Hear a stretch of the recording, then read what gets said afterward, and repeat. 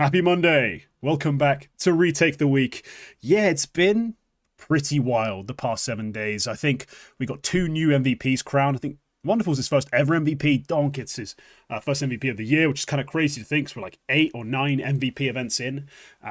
Waited a while to get his first in 2026, and we've kind of reopened a bunch of conversations this weekend.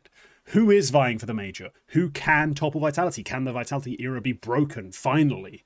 Their grip over the scene. Because yes, they'd lose this event, but they've not practiced for like 2 events straight. Like, should we take too much away from it? Should we look into that? Should we maybe potentially see these teams take a bunch of confidence into the next events and really start rocking the boat? Who knows? We're going to discuss it all today, and we're going to talk about obviously all the usual stuff we talk about. Who's a cock, prospects of the week, all the transfers, all the news.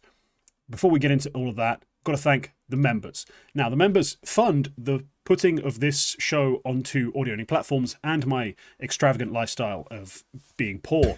But last week, I didn't put anything up on the audio-only platforms, and I only realized that like Saturday. Like Saturday, I woke up a little hungover, and I was like, oh, fuck, I forgot the entire week.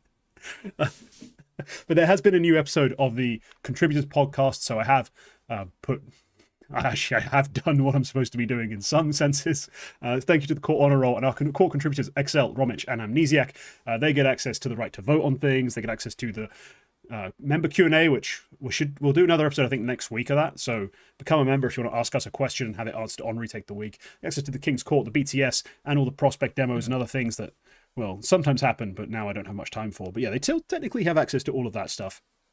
And yeah, Quack, thank you for joining me. Anything to promo this week? Yeah, it's the usual stuff. Go read my shit. And I mean, we've both been working on a thing we can tease. We can't say what it is yet, but it's a little thing. Yeah, we can show you a little cleavage, but we can't really hint whether it's front or back cleavage, male or female. Like, we can't really.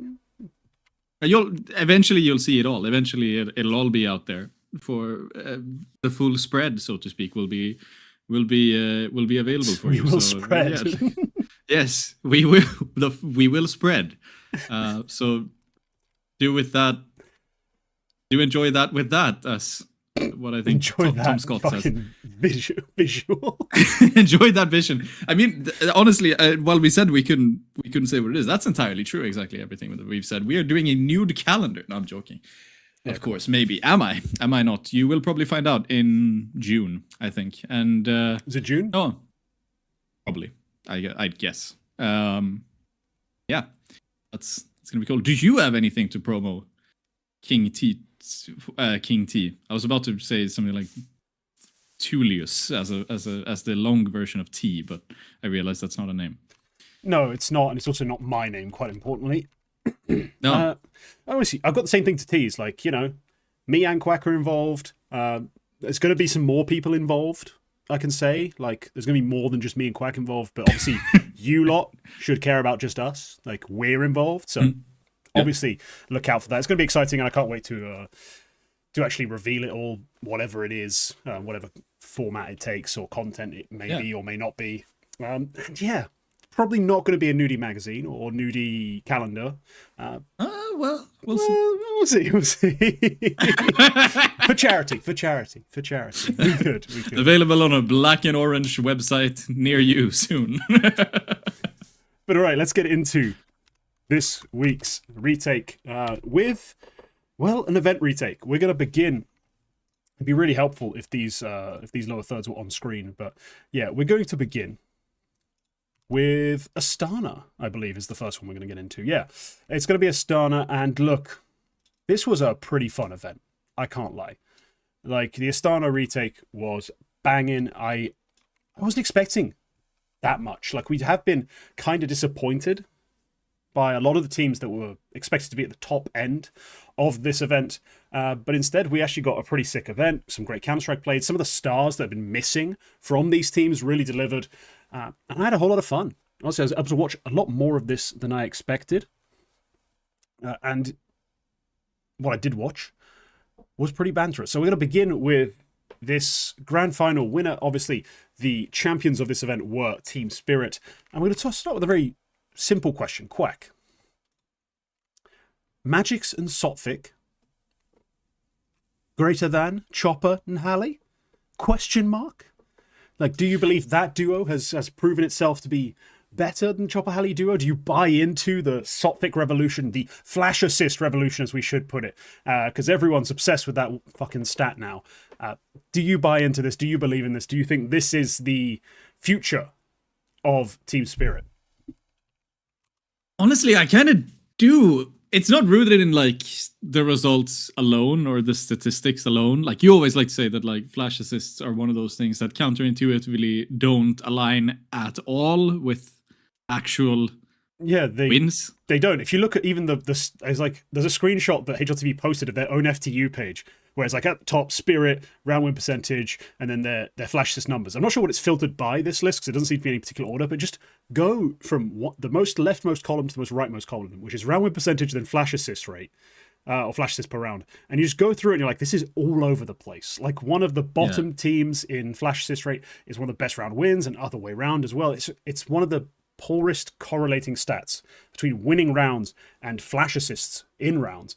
There just is very little correlation. So I've always thought of it as it's more of a stylistic stat. Like it describes how a team plays. It doesn't typically do a whole lot for telling you how well they're playing because, teams who go out in last place end up with great flash assist numbers all the time. It doesn't mean a whole lot by itself. You have to watch the games. You have to get a deeper understanding. Yeah, it's a weird one, but I think we've heard a lot of good stuff and seen a lot of good stuff out of the Spirit camp. And I know that the angle that was sort of taken by HLTV when they interviewed Sotfik was they sort of said that. So we've heard from like Zontix and Shiro are both saying that you have this like better focus on utility and like your utility usage and such, while Donk says you're doing nothing different. Like there's nothing noteworthy that he wants to mention in terms of how you've changed up the game plan compared to Hally. I think that's I think it's telling. I think it says a lot about sort of what you want out of an improved coaching situation out of Spirit, because Donk was already doing his best work. Donk was already doing exactly what he had to do. You don't really want to change anything for Donk. Like that was also kind of the question mark, which was like, for me, it's always something like, well, sure, Donk is great, but we've only ever seen him in like a system with Hally, like Hally's own system that he brought up Chopper into and brought up Magixx into. And well, what if you could do a coaching change or like a tactical change? There's no guarantee Donk would keep being this good as he is. So to hear that from the inside, that he's actually, Donk says everything is the same, but everybody else around him is more comfortable, they're more happy with the utility usage. I kind of think that this is a change that they should make permanent. And I remember another team that made like sort of the same change, which was, if you recall, Cyclone was not signed as Mouse's main team coach. He was signed as the academy coach, but swapped around after a short amount of time. I think Spirit have an excellent opportunity to do the same thing. Maybe Hally doesn't want to go to Spirit Academy, but like, bring Sotfik up. At this point, you've got your two best events of the year are without Hally. And the first one, like both Sotfik and Magixx said that they really struggled with the prep. Like they spent so much more time on the prep. Like maybe Hally's more efficient in what he does, but Sotfik, it seems to me, clearly provides the better stuff. So I think Sotfik should absolutely come in. Yeah, of course, and a clear demonstration of why flash assists are a useless stat, and you need to all shut the fuck up about it. At Rio, their second best finish, their flash assist rate is 0.25. Like it's it's tame. It's nothing special. Compared to this one where they win, it's 0.41. It's like it's just a nothing burger. It's a nothing stat. You need to watch everything else that's going on. And the other big story was obviously like Tanir in Rio has a pretty incredible stat line, I believe, for the event. He's a 114. At this event, he's in Astana. He's good again, but only right at the death. Like, so I remember partway through Astana, like 2 or 3 series in, I think I was talking to you. Like, I was just like, I was on this show, or maybe it was on Overcom, and I was just like, yeah, but now look at Tanir. Like, he's at that point, he's like a 0.9 something, and I was like, He didn't magically, like, we'd seen this before, like last year, they'd have brief flashes with him and Chopper, you know, and he'd have a good series or two, and I would even be like excited on the show, like, oh, maybe this is it. Like we saw, it was like a mirage. I distinctly remember where we saw him more aggressive on his lurks, more assertive to near, who looked a bit more comfortable. It was a flash in the pan that time. I'm still yet to see that it's not a flash in the pan this time. So the Tnir aspect of all this as well, I'm still not convinced by. I hope it's not, because a Spirit that has 2 active, interesting, dynamic rifling pieces is a team that can challenge Vitality. And that's the entire point of the entire like show today, basically. As we retake these events, we're talking about the top teams with great talents potentially, giving Vitality a real game. And for Spirit to do that long-term, consistently, they need more than just Donk and whatever Shiro brings, because it's a bit inconsistent, and sometimes it's like he's bringing the numbers, and yet somehow it doesn't mean much. We needed that Tnir aspect to show up. We need that Tnir impact. We need Tnir to be finding kills, and he was fantastic in the semis and grand final, and I really hope it maintains. It's just I have to be a little pessimistic, just a little bit negative. Like, I hope it lasts. I hope that when Hally comes back, he doesn't just all of a sudden lose that confidence or whatever it is he has right now that's allowing him to take this confidence or comfort. Either way, it's usually a combination of both when you're making these kinds of plays, these kinds of pushes. If he loses that when Hally comes back, it'll be very disappointing, and it does just mean that they'll fall off a cliff. In terms especially their competition, their ability to compete rather against the very top team, which is Vitality still, despite what happened very far west of Astana. Yeah, it's he says it's very much mental. Tnir, I wouldn't be surprised if it was. Probably it is, but I also feel like that's also kind of a red flag where it's like when you ask a player why are you suddenly playing so much better, and they say, oh, I'm just better mentally, and it's like I'm the guy who always talks about chemistry and always talks about like the power of friendship and whatever. Yeah, woo-woo but bullshit, like yeah. A player shouldn't be the one saying I had a mental block and now it's gone. Like that's the kind of thing where it's like someone I actually believe. No, but it's like the player shouldn't just go like, oh yeah, now I just feel good. Like that's just okay, maybe like okay. Obviously you feel good. You started playing well. I don't like the cause and effect here is so like tangled. You're hoping they could vocalize something a little more concrete, like, oh, this I figured out. Like my role in these situations, I figured out. Like I figured out the moments where I have space and I have opportunity and I should be making plays and taking risks. That's what you want to hear, right? Like you don't want to hear, I'm feeling good. Yeah. Like, bro, you caught a heater for an event? Like, what do you mean? Yeah, it's just, yeah. But I wonder, on the flip side now, I do think that Spirit with Sotvik has just performed that much better that it looks like the Spirit of old. I'm wondering though if maybe it's just it's the same thing as when Tottenham are in a slump and they fire their manager, and for like 1 or 2 games they go back to whatever assistant coach they have. It's the same guy all the time. His name is something very basic like Mason Jason. It's like, Mason Jason. No, but I can't remember. Let me find out what his name is. Tottenham. It's something like Jack Mason or whatever his name is. And they go back, put him in as head coach for like 2 games. And those are the games where like they go out and beat City or whatever. Just like actually play well. And I think it's for me that feels like it's a sort of thing where like you've had a rough go of it. You've had a rough time.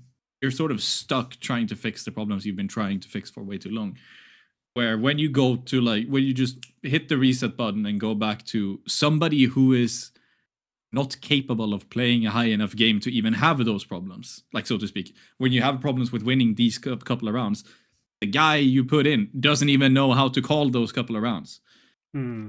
Not to say that Sotvik is incompetent, but he has never been at this level before. It's gonna have been different, and he didn't start with making a deep advanced playbook in the same way that Hally probably has at this point. So you kind of just go back to base principles and pug it out. This is just not to say that they looked puggy, played puggy, but like basics, and doing basics well is doing better than doing complex stuff poorly. So maybe it's that sort of thing, and maybe that's the sort of thing that easily wears off after a while because you get found out. Because as much as playing basic CS and playing a basic game works, there's a reason why we have the more advanced stuff. It's because you get found out eventually. So maybe that's it. I don't know.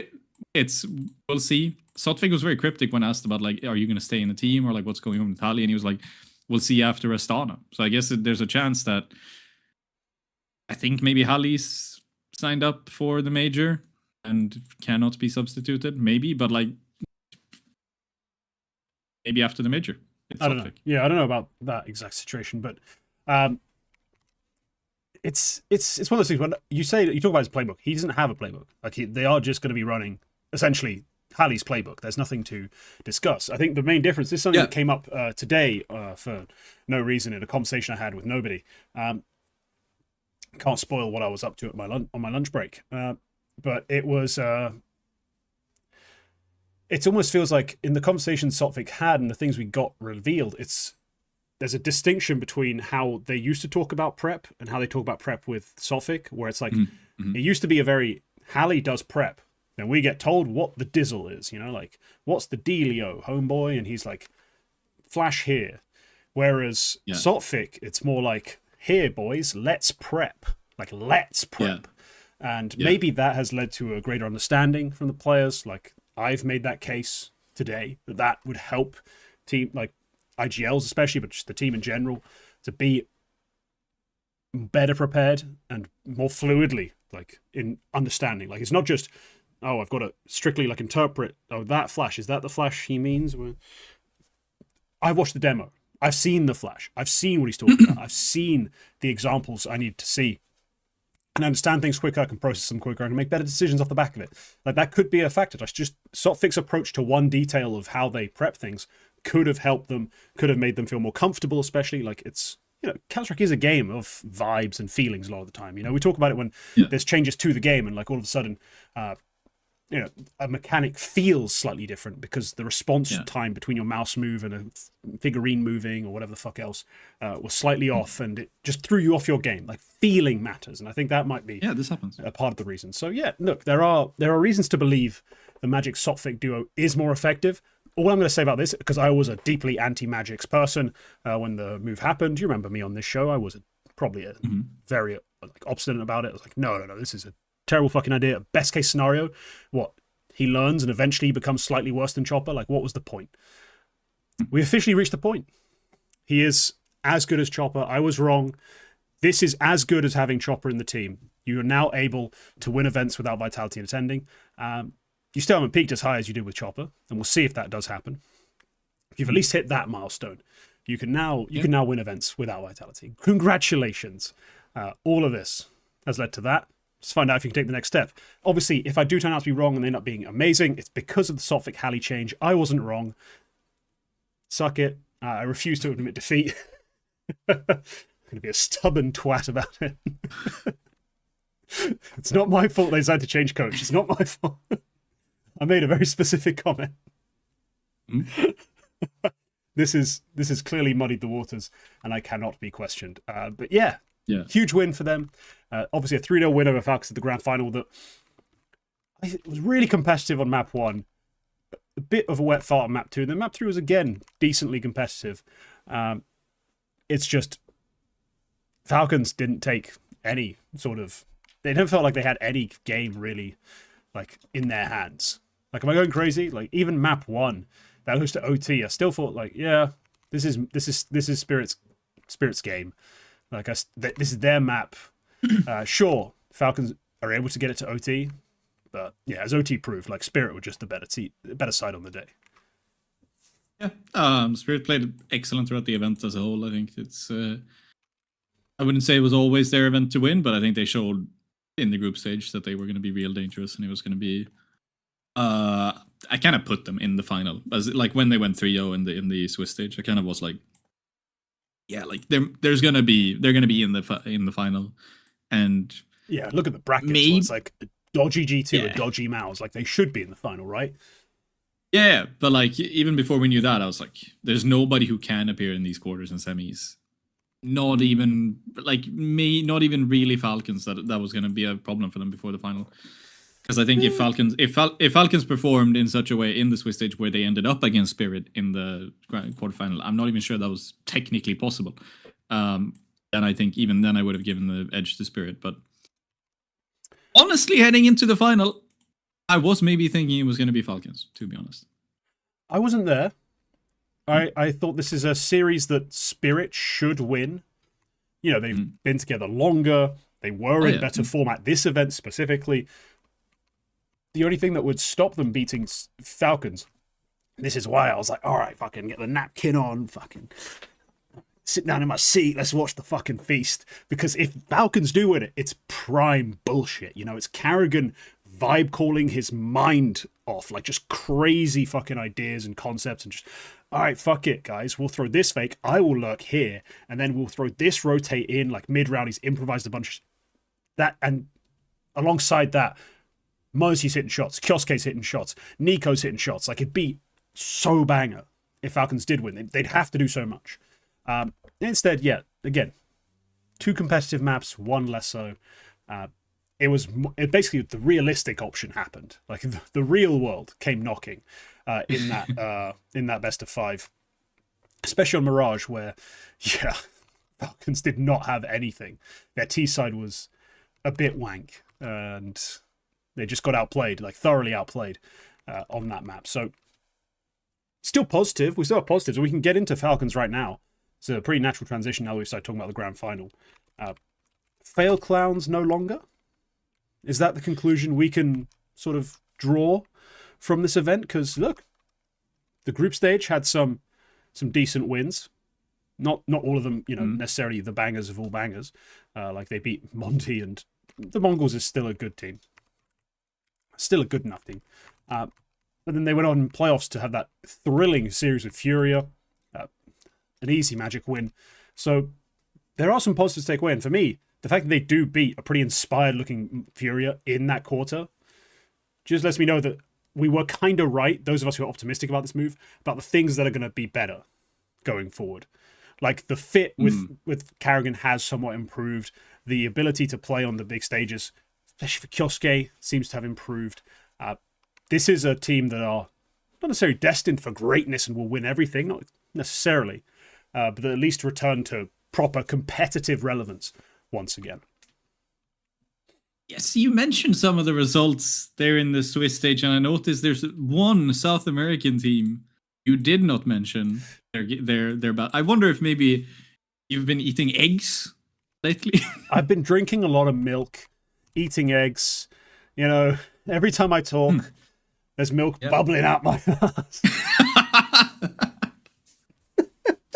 Yeah. No, they're still stumbles. They stumbled. They lost to 9Z in a crazy dust too.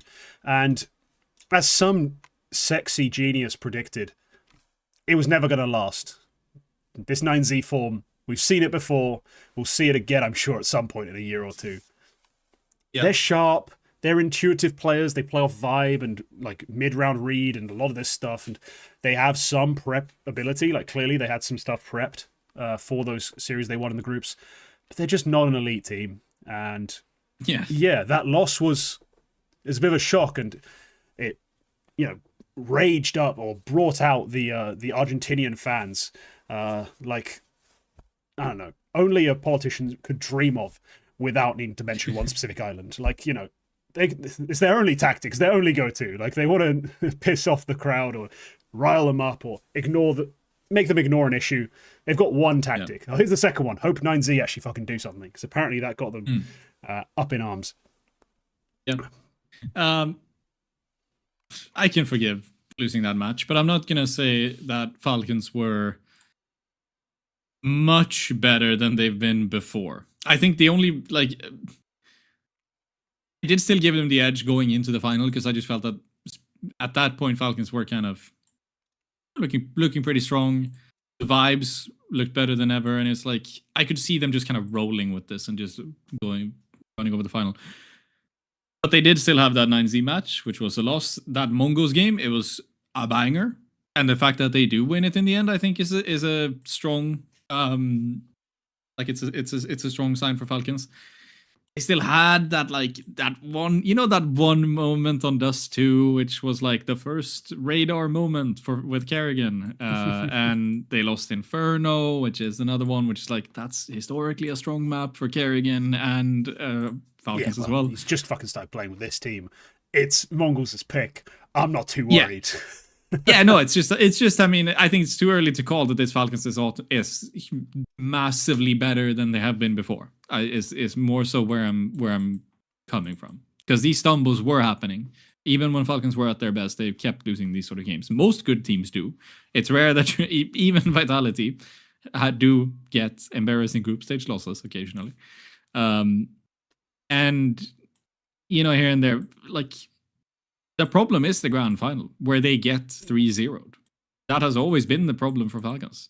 m0NESY has now lost 7 straight grand finals on Falcons and G2. I think one. Yeah, that includes one G2 grand final. That stat. Yeah, but it's like that's always they get there. Not all the time, a lot of the time, probably more than pretty much any other team except for Vitality in the past year or so, and maybe Furia. The problem is more this year. This year they have genuinely struggled to even beat. This is part of the reason why we talked about like the top 5 had fallen off, because they were losing games to. I just brought up Krakow. Like they lost to Aurora and Mouse in groups. Like they couldn't make it out of groups. Cluj-Napoca, they finished 5th to 8th because they lose to Paravision in playoffs, despite a 3-0 group. Like, this is a team that had been quite disappointing, and had a couple, like, random outburst, like, moments, like the Bounties finals, where with Nucleons, they finished 2nd. You're like, come on, like, this is farcical, like, some of the results they've had in terms of the roller coaster ride. So the fact that they come into this event, play some of those teams they struggled to beat before, like the Furia, like a Mongols level team, which is, I mean, I have them on the similar level to Aurora right now. Like they took care of those games where typically they've been like problematic. I'm quite happy with this Falcons, and I also think, considering this is a week of Prec, Kerrigan doesn't really have a strat book developed or understand Zonic's strat book fully yet. The fact that they do make the grand final, they are semi-competitive against, again, a team that's been together 6 months. Well, not 6 months, fucking hell. They've been together half a season, if not a bit more. Yeah, 5 months now. Has been playing some of their best-looking CS over the last 2 events, and they still look like they're on the level at least. I think Falcons should be happy, and not satisfied, but happy with how this has started. And we'll see what they can bring on. Like I expect they'll go from strength to strength. But before we leave that topic, I just wanted to just because it's funny to me. We talked a bit about IEM Rio before. We talked about flash assists, and I was just like, just to see how right I am. Who had the most flash assists per round in that thing? It's Passion UA, who played 4 maps and run 30% of rounds. Second place, Aurora, who played 9 maps and won 48.6% of rounds. Like, it's just, guys, put the flash assists away. I'll tell you, in Astana, Spirit did top the flash assist score in Astana, but second place was last place K27. Exactly, like it's second best in flash assists. It's a dumb stat to put your faith it's in. like it's a very bad indictment on a statistic in terms of like correlation with wins, when it never gets brought up as like they are the best because of this. It always gets brought up as like you might not think it, but actually the 16th best team in the world have the most flash assists. And it's like, okay. So there's 15 other teams that are better than them certifiably, but they don't get flash assists. So how valuable can this be? Like, it's... Yeah, you'll never be the best team in the world with the lowest flash assists, but also getting a bunch of them doesn't mean a whole lot. Like, just doesn't mean a whole lot. So... Vitality, part of the reason why Vitality are the best in the world is because they can consistently get very good usage out of their like HEs, and Apex can do that. I think that's one of the things which is like, if you can guarantee like an average of 30 damage done every single round without even facing it without even taking a duel, that's a big advantage for Vitality. But then it's like flashes are not the same thing. Like, they're not. These do not correlate. Even with nade ADR doesn't correlate that brilliantly. And then as well, even if you map adjust nade ADR, as I pointed out, should be done for years now. Even then, your correlation only gets like fractionally better. It's still not brilliant. It's more so that's the thing shoot where like people in the head, man. It's Counter-Strike. You just shoot people in the head. People get so worried about this stuff. Shoot motherfuckers in the head. You win games. That's why I'm a skill cell and always will be. Like, oh, nice nade. Improved your odds of winning 0.5%. I signed the best rifle in the world. I'm going to be top 4 at every fucking event. Like, it's just different. And let's get into another team at this event who sort of saved the day. It's a kind of Magixx. Yeah. So this team, first of all, Magixx came into this event as one of the heavy underdogs, right? Yeah. They were not supposed to probably even make playoffs. I think they were the second. No, they were 4th lowest in terms of HLTV ranking. Coming into this event, they were 46th in HLTV ranking. Orgless, technically, yeah. This is an Orgless team. They are Orgless. Somebody tweeted this. I think I bookmarked it. Just check, because it was it's like a story really how that they managed to get there. No organization, 0 sponsors. They had 6 discounted economy class tickets to Astana, and they made the jersey design in PixArt. So this is an indictment on every other fucking org. This non-org Magixx, this group of dudes, random dudes, have a nicer jersey, a cooler jersey, a more interesting jersey than most orgs right now. Most top orgs. Yeah, and they did. And it wasn't even like that original, because this color scheme is like the most famous basketball team of all time. It's like, why has nobody else done purple and yellow? It looks so good, but like you could like it's not like nobody else could have come up with this, but instead we just get all the same old. Lakers are supposed to be purple and gold just because they've pissed on their own jerseys over the last decade. Doesn't mean they're not purple and gold, but whatever. The design of the jersey is also just better than everything we have everywhere else. Like, it's just better. Yes. It is just better. And everyone else needs to step They their made game this up. shit in fucking paint or whatever. Like, whatever, yeah. Yeah, so look, they open up with a defeat to... Who was it, actually? That's the one game I cannot remember. It was Mongols. They lost 2-0 to Mongols after... that ridiculous OT on Mirage, like 25-23. And I was like, damn, they were so close. Then in photo, they just got utterly shat on. I was like, okay, whatever. They play Monty in the second game, the 0-1 game. They lose 2-0 again. I'm like, okay, it was fun. I like this side. They're pretty cool. Tenzi's talented. Shout out my video that nobody watched. They're pretty talented, but this is just, going to be a rough event. They're going to go home. But they played K27, the 0-2 game. Like, oh, okay, that's something. That's a game you can definitely win and at least put that on your resumes. They actually do beat K27 2-0. Sick. 168 from Tenzi. What an overpass he played. And then play Heroic. And I'm like, that's a winnable game. And then they do go and win it. 2-1. And I'm like, oh, crap. They're in a 2-2 all of a sudden. And I look at the 2-2 games like, oh, who could they match up with? It's like G2, Raw, Mongols. I'm like, oh, fuck, they're not winning any of those. But thank you, Buttholes, for shitting out another brilliant piece of seeding. I love you. They end up playing Gentlemates because they couldn't face Monty. And then Gentlemates somehow ended up with the highest seed coming into that. So they got matched up with them. I don't know how exactly it worked to do this math, but they ended up facing Gentlemates, which is hilarious because that's one of the only games I think they could win out of the opponents they could have faced. Like, they couldn't face Mongols as well. That's the other problem. They couldn't face Mongols. They couldn't face Monty. And then the G2 Aurora matchups, I don't know why they didn't end up with them, but whatever. They end up with Gentlemates. Like, I think it's because Gentlemates did this thing where like they lost and then they won 2 straight and then they came. I don't know.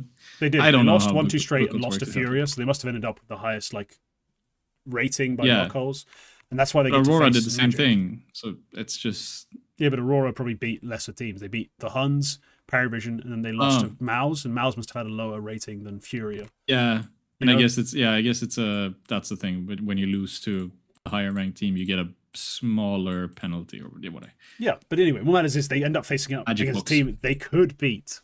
Like, they could actually beat, in theory, in Gentlemates, and they end up doing it with a pretty comfortable series. I was shocked by, honestly, Gentlemates, they're going to be kicking themselves. They should have come through this group stage. Like, the 13-11 they lost to Fury on Nuke. It's going to haunt them. They should have been in playoffs. But anyway, They get 2-0 by this Magixx side who've now completed the miracle run and go into top 8. I think probably at that point you're like pretty satisfied, surely. But then again, they somehow get the most winnable matchup possible. They get 9Z, who went 3-0, and obviously, as predicted by a certain someone, are expected to go out in quarterfinals. Now, when I saw the matchup, I was like, fuck. I was really hoping 9Z would get a bad matchup. They'd play a good team, and I'd be like, yes. Yes. The amount of, like, shit and grief I can give the Argentinians. Oh, it's going to be delightful. Oh. Instead, they get to face Magixx, 40th in the world. It's like, crap. Yep. There's no way. And then, well, I watched every second of that game, and I watched it as a pure fan. I don't have a single bit of analysis to give you on that matchup. I watched it as a fan. You might as well put a Magixx jersey on me. By the way, Magixx, boys, put that jersey up on a website somewhere. It's pretty sick. I would. They don't have one. They don't have a website. That's the thing. I said, a website, not your website. I know they don't have one. A website. Find one. Create a Shopify, a Printify store page. I don't know how that shit works. I'm not trying to scam people on Instagram, but try to make one. Because it is so sick. I would buy it. And I was watching as a pure fan in that game. And the Ancient had me shitting bricks. Mayern, why did you have to overperform like this? Like, you've been so mid this entire event. And then he just comes out and he starts hitting everything. Every shot, he just starts landing. I'm like, oh, no. No way am I going to have to eat my words on the back of a Mayern 135 like overperformance. And instead, they close it out on the Ancient. AW, you are a legend. The classic Masval-Tenzi duo, not doing a whole lot. Moon, who'd actually played some good maps at this point, has a stinker. Spade 8 had actually had a couple pop-off like IGL fragger moments, but again, nothing from them. Pure AW. Yeah. Some crazy clutching. Loved it. Loved it. What a thrilling matchup. The 9Z fans go back to sucking their thumbs. I don't know, throwing bananas at Brazilian football players. Whatever Argentinians do in their spare time. Brilliant win out of Magixx. And that, honestly, it made my day. Like, it really did. I was so delighted when that happened. What a moment. The moment of the event for me. It's just Magixx beating 9Z. Brilliant. Did you watch any of this game? Or did you just write it off like, who cares? No, this was... No, I did care. It's the kind of thing where, like, secretly it's my favorite game of the playoffs, in principle. I didn't get to watch it. I can't remember if this was early or, like, in the middle of the day, but... I think it's in the middle of the day. The one quarterfinal, I caught most of was Furia Falcons. Good thing you did. Yeah. That was always going to be a banger. That was like the one I banger. said. Yeah. But this one, the 9Z Magixx one was just so back and forth as well. Because I remember I saw a lot of the reactions, was a lot of what I saw on my timeline, where it was like Magixx win the first, but then 9Z come back with this huge stomp. Yeah. And it's at that point, I remember people started saying like, goodbye Magixx. I always knew 9Z would pull through. And then it's like, hang on. And then, but obviously wait, this Ancient. There's more. Yeah. And 9Z were up 10-5 as well in the final map. Yeah, they were. Like, 9Z started off like really strong on Ancient too. And I was obviously getting worried. Not because of any real repercussions, just because I wouldn't get to be a dick. And taunt people in their shame and their misery. Yeah, they were up 1, 2, 3, 4, 5, 6-1. 6-1 they were up, 9Z. And that's the point where I actually tuned back in. Like, after map 2, I was like, I was a longer break. I need to go do something. So I think I'd, given the timing of that, I think I might have gone and made myself a cup of coffee, started working on some actual work. Then I see the score just on HLTV. And I was like, oh, crap, tune back in. And that's when the comeback starts. But yeah, still, 10-5 it reached. Before Magixx really pulled their finger out. And yeah, no, that was a sensational game. But the real magic of this playoff bracket, I think overall, is that Furia Falcons game. Like, we talk about Magixx, kind of magic, wonderful performance, wonderful game, wonderful series. Loved it. Falcons Furia was just pure heat. Absolute heat. I watched it live. I watched the nuke live, actually. Like the entirety of the nuke map, and then obviously Dust 2, not Mirage. Mirage I mostly missed, but then Dust 2 as well. Then later on, I downloaded the demo and just watched Munacy's POV on Nuke. Because Nuke started interesting with like Molodoy and Munacy kind of playing well. And Molodoy actually had a few moments where I thought like he got the better of Munacy, or like they were on like a 50-50 line and Molodoy just shot faster. And I was like, oh, this is going to be spicy. But by the end of the game, like Molodoy, as we approached the end of regulation, was starting to peter out. Munacy woke up. Like, he just got better and better, and in OT just hit a bunch of great shots, hit a bunch of great clips, great rounds. Ends up 43-27. So Molodoy ends 28-25. You know, just levels. Like, the best AWPer, whose name starts with M, it's still Munacy. You know, it's still Munacy for now. But Molodoy is... He had a pretty good event. And even for this series, a decent series, just Nuke, he didn't have the stamina to keep up with Munacy. And Munacy was monstrous. More late round focused in this event, a little less aggressive on the opening attempts. You could hypothesize that he just faced really good AWPers in this event. On the T side, he didn't go for as much stuff. Like maybe he couldn't just reaction time diff people. He couldn't really like get into those shots as comfortably or as successfully. So he decided to play a little more for the late round and a little more for the close. But yeah, that Nuke was a stunner. Both he and Kyosuke played a fantastic event. But yeah, that Nuke was pure Munacy magic. And then, yeah, Kyosuke, oh my god. Straight gas for the rest of the series as well. Absolutely thrilling. And Dust 2. Well, the climax of it. Yeah. Banging game, banging result. I think it went the right way. It's... do you think this one was... Keizerato's fault? No. That's again, my problem with Keizerato is not that he is the reason they lose every game. It's just that when he is shit, no one wants to talk about it. Like, no one's harping on it. Like, he does get that sort of semi-royal treatment, you know? Yeah. Of just like, he does no ill. From years of never being the problem on Furia, just kind of... Yeah, he got some inertia in that. Yeah, it just built up a bit. But yeah, in this game, he played fantastically. Not well enough. Yeah, it was... Not as good as Kyosuke. Not as good as Munacy, you can argue, in certain maps. But he was very good. And the one thing you can really criticize, I guess, Furia 4 is like, yeah, Molodoy was only a superstar for 1 map and a half.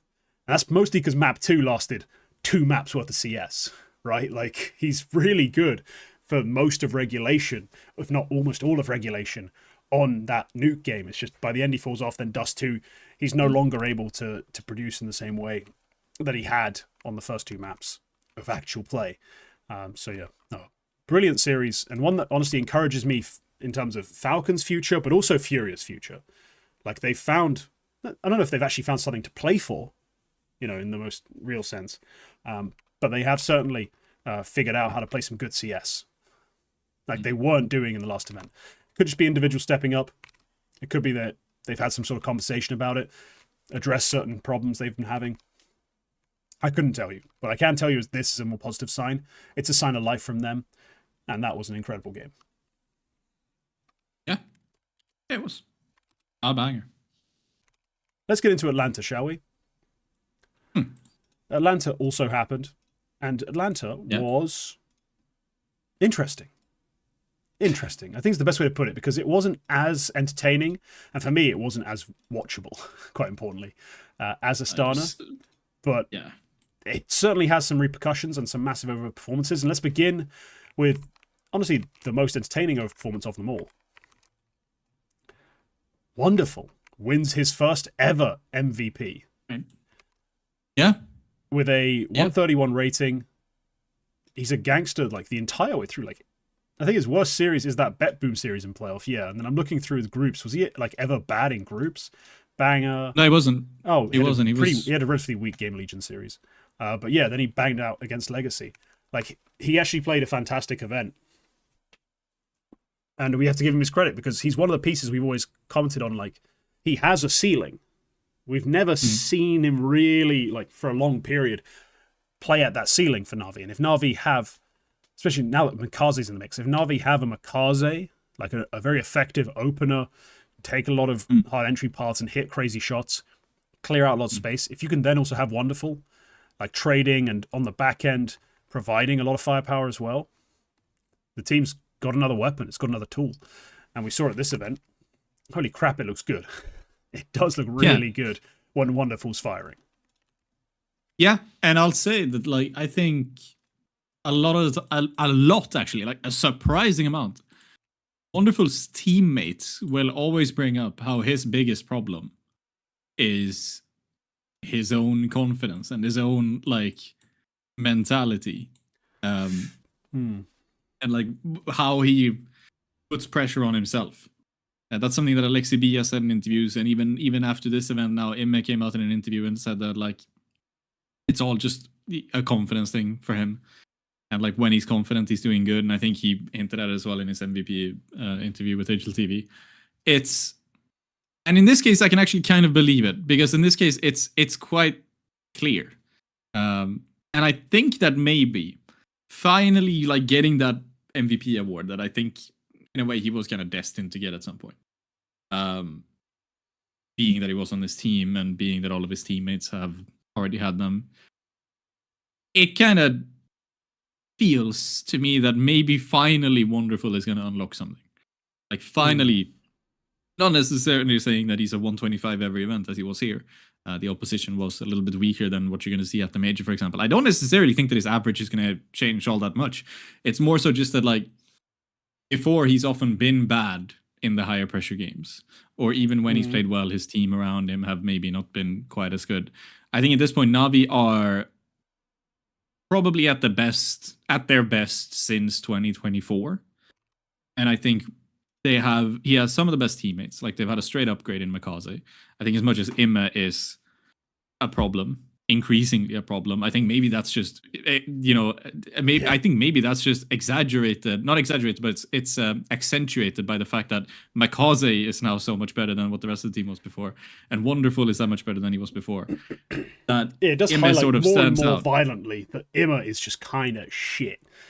Yeah. And as a very dedicated member of my Discord was pointing out, just there's clip after clip after clip of just Imme. The Imme files. Being awful. Yeah, the Imme files are very entertaining. I was actually sat, like, there's a new like tap room that opened like a 5-10 minute walk from me, like an independent brewery opened a tap room. And me and my friend was sat there like having a drink and chatting. And I was just going through the Imme files, just playing him clips. He doesn't care that much about CS. He knows the game, right? He used to play a bit. But I was just showing him, this is a pro player, by the way. And it was pure entertainment because Imme, holy fuck, is so bad. Genuinely awful at times. You wonder how he's a pro. But I did think, it'd be cool. Like the big series, obviously for not Wonderful, but Wonderful, yes, but Na'Vi overall in this event. So like they play Vitality in playoffs and quarterfinals and they win. And I watched, firstly, Inferno for me was a very important game to go watch. Because I was like, that's the deciding map. And then you watch it and it's like, holy crap. It's like Vitality are still on holiday. Like they look like the tempo's not there. They don't take control of Banana very well. They get caught out by everything that Na'Vi go for in terms of counter aggressions and little maneuvers. And they just really struggled. I mean, there's one nice like 2v4 that they win, like Apex and Flamesy, I think it is, on the A site to bring a round home. At some point, like it's one of the nicer rounds you can see them play. But overall, Vitality play a very lackluster Inferno. But they were competitive on the other two maps. And I want to bring out, this is just a bit of, I guess, like, let's just watch some strat porn. This is round 23, Vitality, Na'Vi on Anubis. And I just love how deliberate everything looks. Like, this is just a glaze that Alexi B Blade, Narcissus Vincere, like, style of play and, like, the approach they have and why it's so sick. So let's just watch what the T side does. Like, and especially watch how Wonderful goes from angle to angle, like, holding things, making sure he can trade his riflers, making sure he can catch aggressions. And then, once we get past that moment, how they coordinate everything into their final idea. And despite being quite... actually poorly positioned to win the round because they do get picked off, they are actually able to convert. So yeah, you see Wonderful's just playing over Makaze's shoulder until Makaze is just left for his lurk. And we see the beginnings of some sort of mid-fake with some early util. Just to initially bait out some aggression or some sort of reaction before Wonderful throws an actual fake towards the. I always forget which site's which when they're not labeled on this map. A. That's the A site. Thank you. But Mikaze gets picked off, right? They throw a fake. They expect that fake to have drawn off this player here who would have been middle. They take that space. Alexi B and Imma get deep. Alexi dies. You're like, okay, this is just fucked. Everything they've done is it's well regimented, well thought out, properly set up. They're still getting stuffed. Then we see Imma, all the roasting we've done, all the things we've hated on him for. But as I've always joked, like in a fake sort of football chant, 3 flashbangs, 2 teammates dead. Imma's got a double. Watch him lurking. All that attention drawn away. They've even started trying to harass a bit more towards Canals again, towards Electric. Imma comes in, shoots Zywoo in the back. Of course, he's shooting Zywoo in the back. They don't expect that to have been a 2-man lurk through the midsection. Wonderful. Makes some noise. Imma's been jiggling Mezzy this entire time. Finally swings him and kills him. Wonderful on a rifle, as he was quite often on the T side in this event. Gets the kill. Then they play out a 2v2 where Wonderful now has picked up an AWP. And it just needs to be closed out. They play a very nicely set up crossfire. That Molotov hits nobody. The flashbang doesn't do enough. Wonderful gets one. Imma's able to re-peek out and get essentially a trade on Rops' aggression because Rops is looking the wrong direction towards Wonderful. It's just a tidy little piece of Counter-Strike. Like, it's just all very proper. And I love watching it.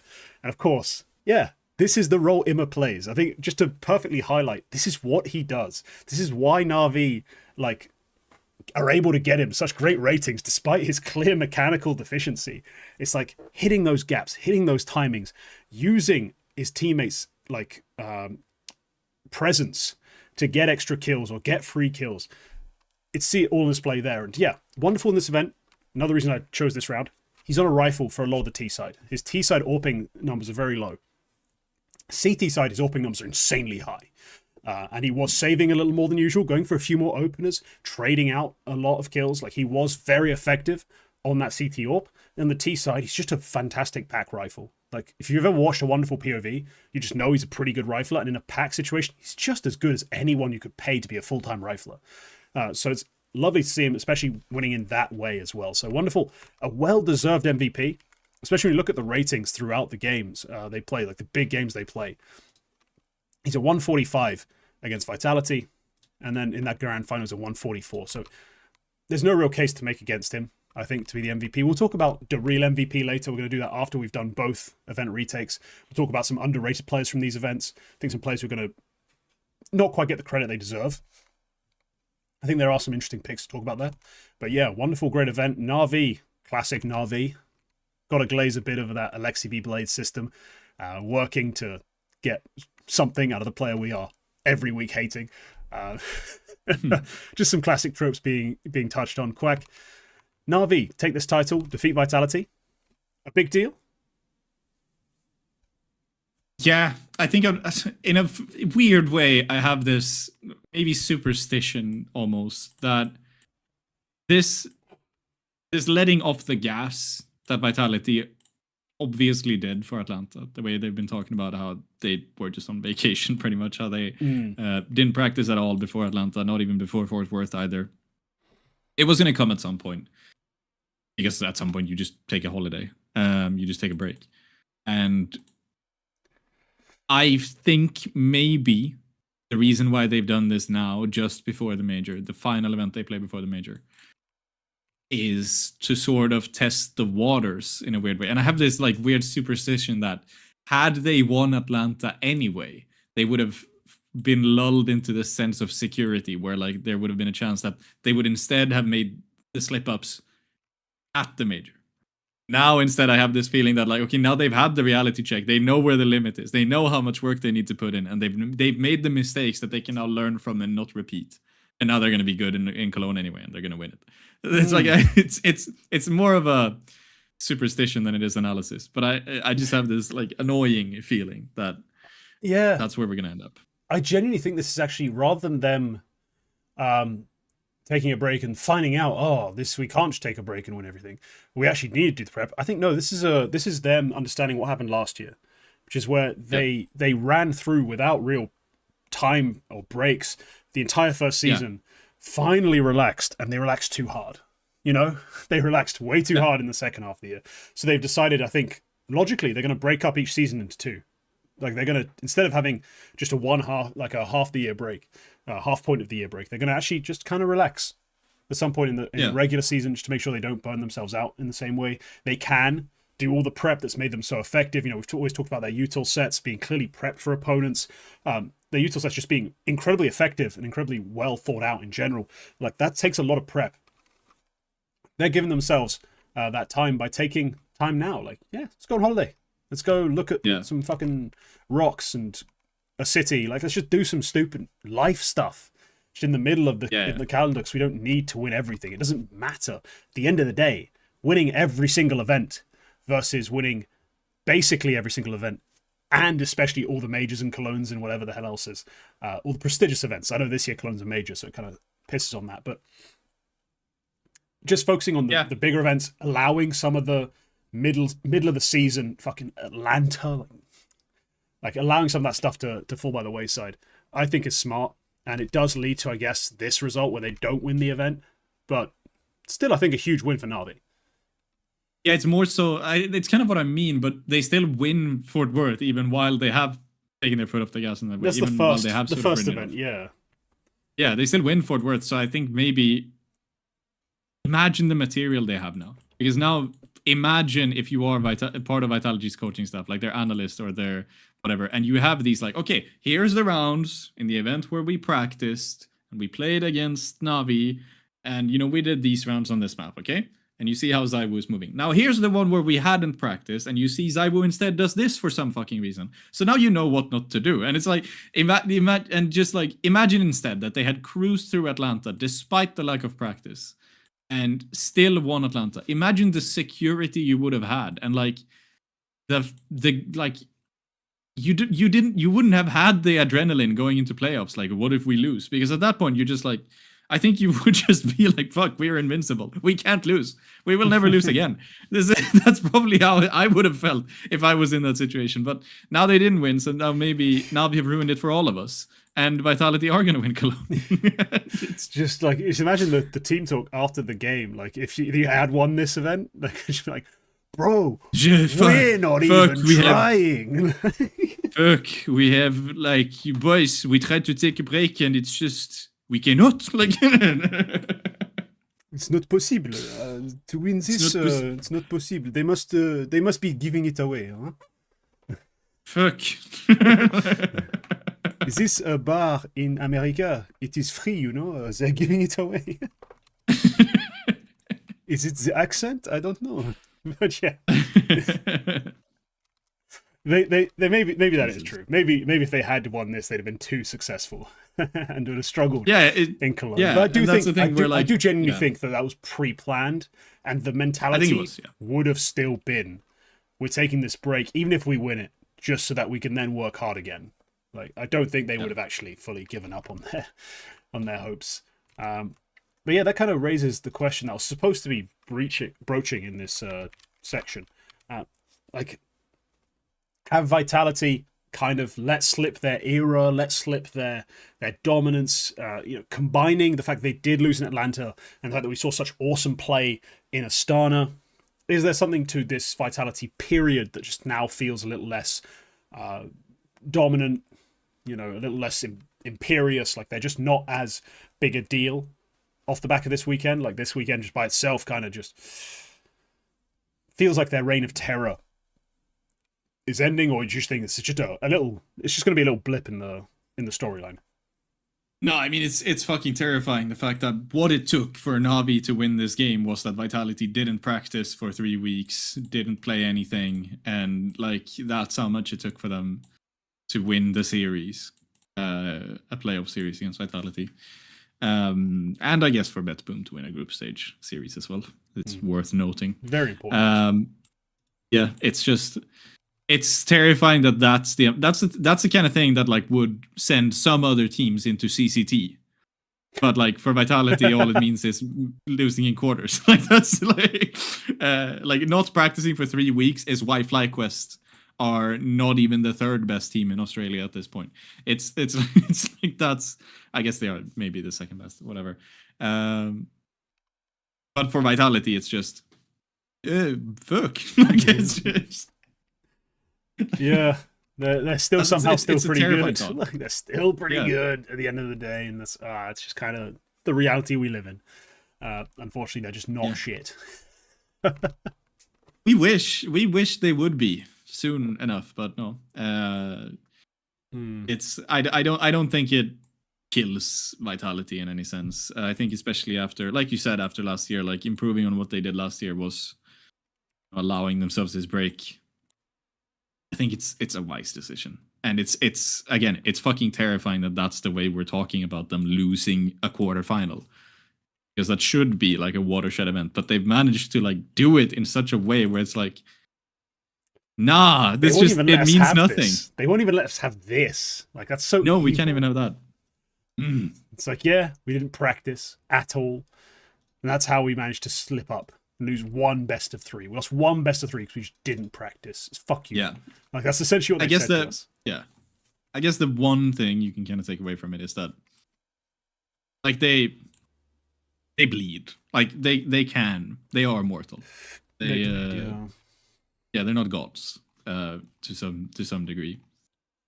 Which is, like I said, both reassuring and fucking terrifying, because if they're whatever. It's the metaphor is running for too long now. It's just this team will be, for many years to come, the best Counter-Strike team of all time.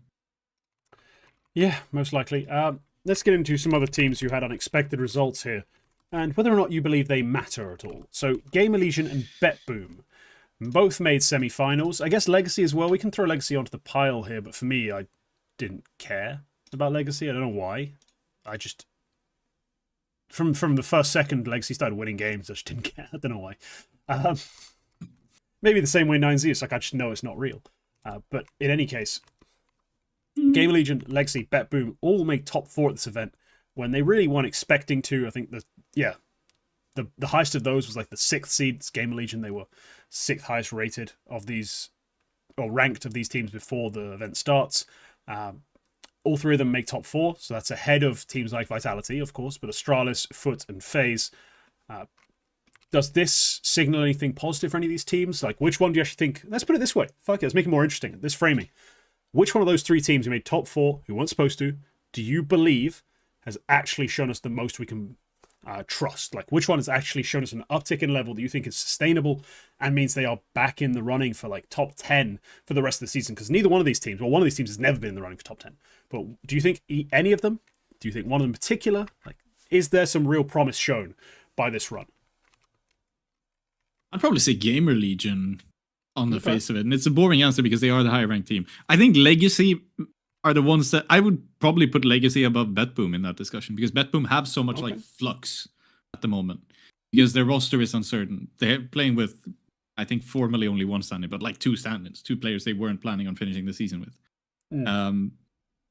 And I think TLDR had an interview with BetBoom as well from Fluffy, which was a bet where that same question was asked, and Boomage was kind of just like, this event, obviously they're practicing and everything, but it's like we're kind of just testing to see where we are. Like, we wanted to kind of just like push the balls to the wall and see how good we are with this roster and like test things out, and that's kind of what they've done. So in that sense, like, if this is your let's just see where we end up stage, then that's great, top 4 at an IEM. But just the way that they then go out is like,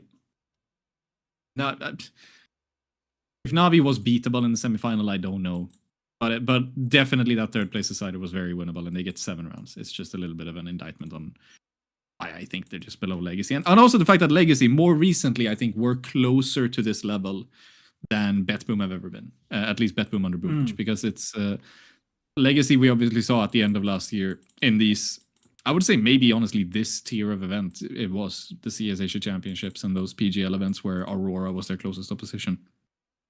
They ended up winning one of those. They ended up getting the grand final in the other. They had like this nice run relatively recently where like they managed to stay up. So I think Legacy kind of have a legit case for that. GamerLegion is the one I think is more sustainable though, because now Rez has shown several events in a row of being fucking incredible. Like he was great in Fort Worth as well, and here he just kept it going.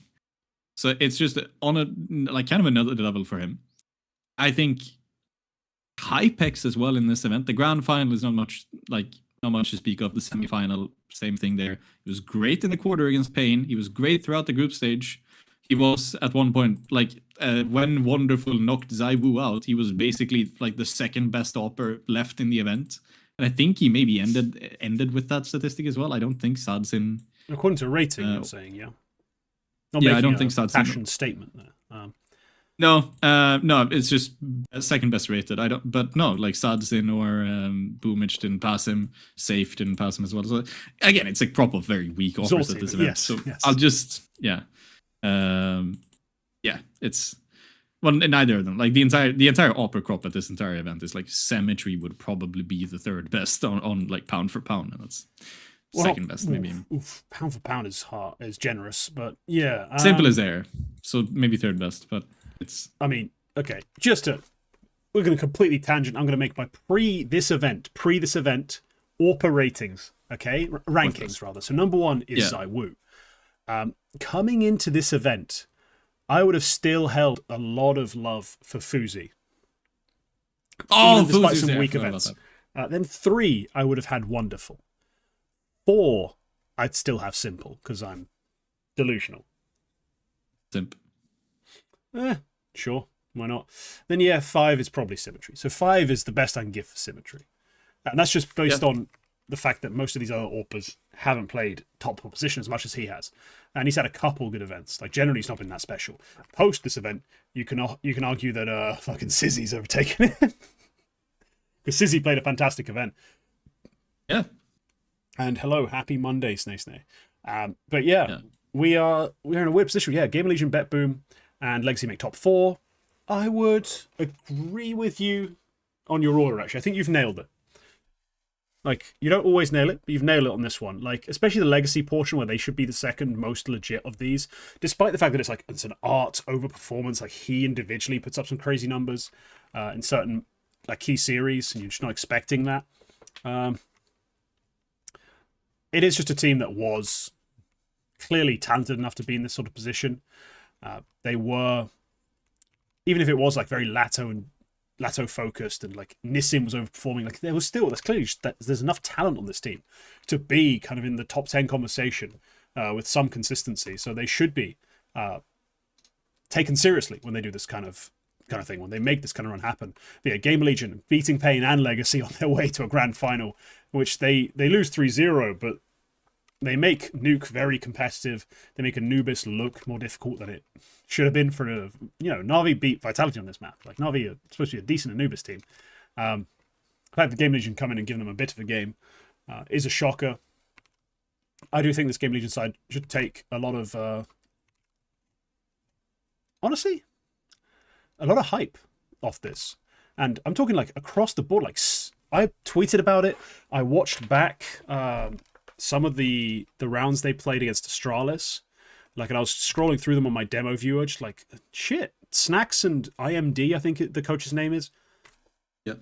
Credit where credit's due. Like, this team is looking like it's playing some pretty interesting and fun CS.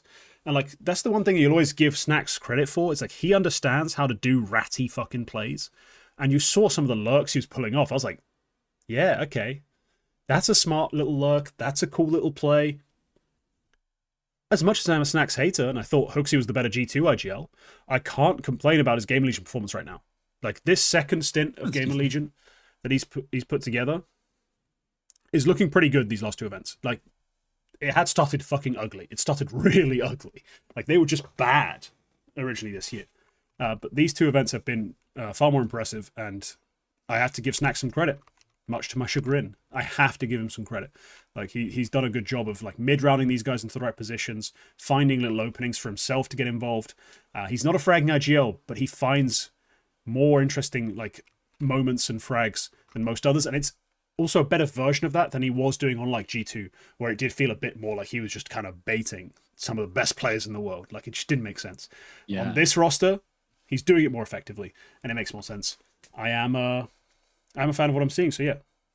Rare credit to Snacks given. Yeah. Rare Snacks W. GamerLegion in general. I think it's not just 1000 is always good. 1000 is always 1000. Rez has just sort of unlocked an Oakland level. I think maybe it is just a He's found an proximity Oakland to, level. He's to in the Oakland. US. It's Oakland. Yeah, it might just be that. Just the closer he is geographically, the better he is. But it's just there's something about like low tax rates and an opioid epidemic that just make him good. Like yeah. Yeah, I wrote because on the recap on the grand final for TLDR, what the finishing line I had in the newsletter was, and whatever food they have in the US, however toxic it may be, keep feeding it to Rez. Just like Rez needs Red 40, like he needs Res 40. That's what it is. It's Res 40. Yeah, that's what we should rebrand it as. He needs Pop-Tarts and Kool-Aid. I think that's what it is. Yeah. Just needs titanium dioxide. What he needs is food stamps, by the sounds of it. Because that's what they're buying with that shit. It's Pop-Tarts and Kool-Aid.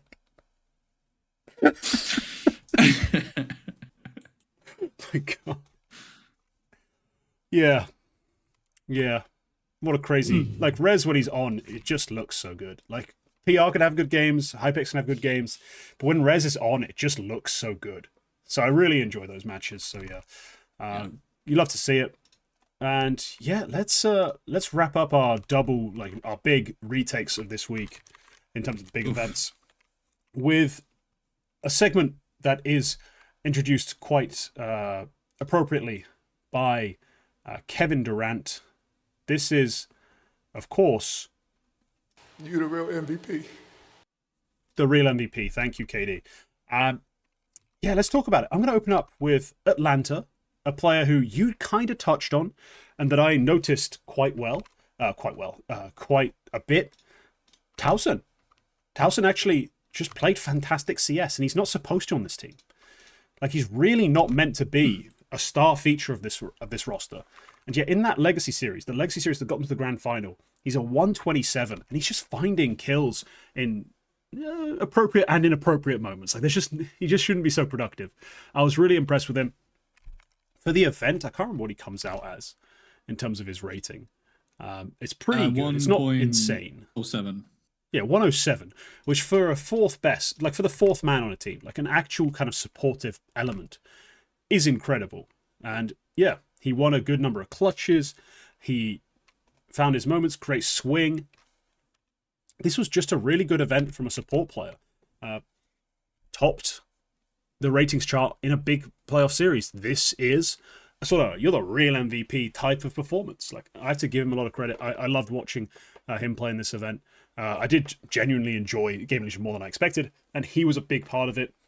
As much as Snacks, as much as Rez, as much as Hypex, all delivered beyond expectations. Towson, I think, is an undervalued and underappreciated part of this team. He deserves a lot of credit, Towson. One of my real MVPs for this week. Yeah, not a bad pick. He's very much like the kind of guy who would get shouted out as the real MVP. Because the guy who's never going to be the MVP, But yeah, solid player. Has always been a solid player and kept that up this event. I think Rez, for my money, Rez just did so much for GamerLegion that I kind of have to mention him there. I think Lato and Duma kind of do come through to like carry Legacy as well to a very good placing. I think Hypex as well, I mentioned before, as sort of someone slightly in the background who hasn't had a great start to the year, but plays a great event. And that's great for him.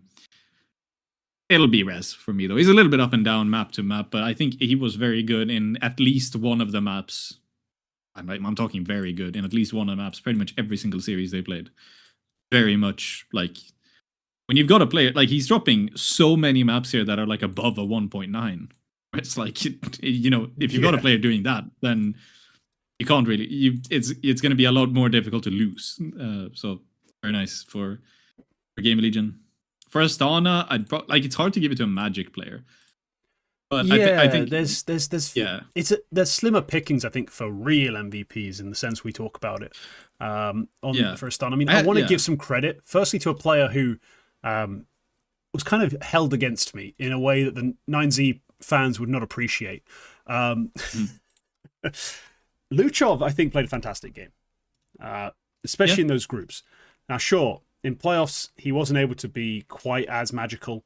Like a poor Dust 2, not enough on Ancient, but a fantastic second map in that series, Mirage, that was it, against Magic.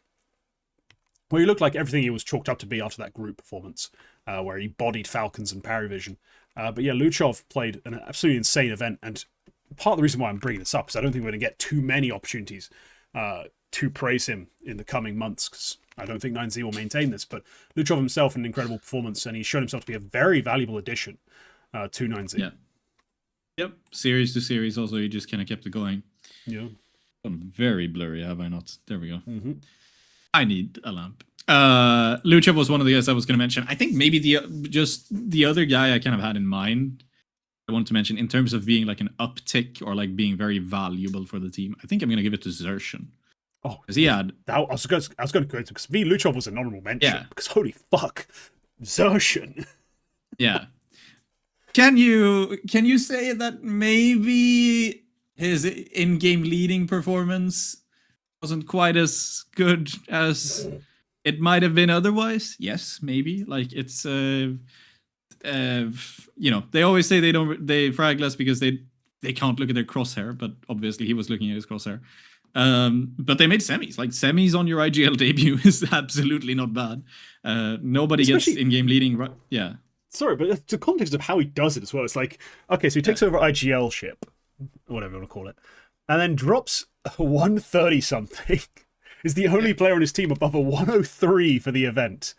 Like, Spinks plays shit. I thought Zelex would struggle to stand out and impress because, like, the clash with Spinks and Xertion probably still playing most of his same roles and same style, and like that. And JL's never gonna drop all that far below either. I don't think. Like JL's gonna keep a solid floor. If you're Zelex in that position, it's very easy to drop below that with just like a couple Zelex should be the lowest rated, but Spinks has a disaster class. Really shows us exactly how poor he can be. But in the meantime, Xertion just fucked everyone up, and it's CT dominance all the way through. I mean, there's something that's like been a recurring narrative with Mouse. The CT side's insane. On the CT side, he took 29% of their openers and won 73%. Like, absolutely ridiculous. 4.33 attacks per round on CT side. Like, that's just what? Like, he shoots like everyone on the other team basically every round on CT side. Like, that's just absurd. It makes no sense. Ridiculous utility damage as well. He had an absolutely insane CT side. His T side, fine. Middle. Just fine. Like, it's fine. It's a 106. It's fine. His opening attempts is only 20%. Doesn't win many of them. 37% win rate. It's a really weird event for him. But I don't think, without him being genuinely gangster on that CT side, Maus are just flat, like last place, I think. They just don't make it even competitive. So thank the Lord he was able to produce like that. And shout out Zelex taking 30% of their T-side openers. Like, that's one thing I didn't really cancel. There was a shift. I didn't realize there was this kind of a shift in terms of the opening numbers. Like, I thought Xertion mostly kept all the same shit going, but T-side Zelex 30% openers and shat the bed with a 30% success rate as well. You don't love to see it. Those CT sides, man, holy fuck. Yeah, it almost parallels CT side stats. Fucking hell. What a guy. But yeah, leading from the front.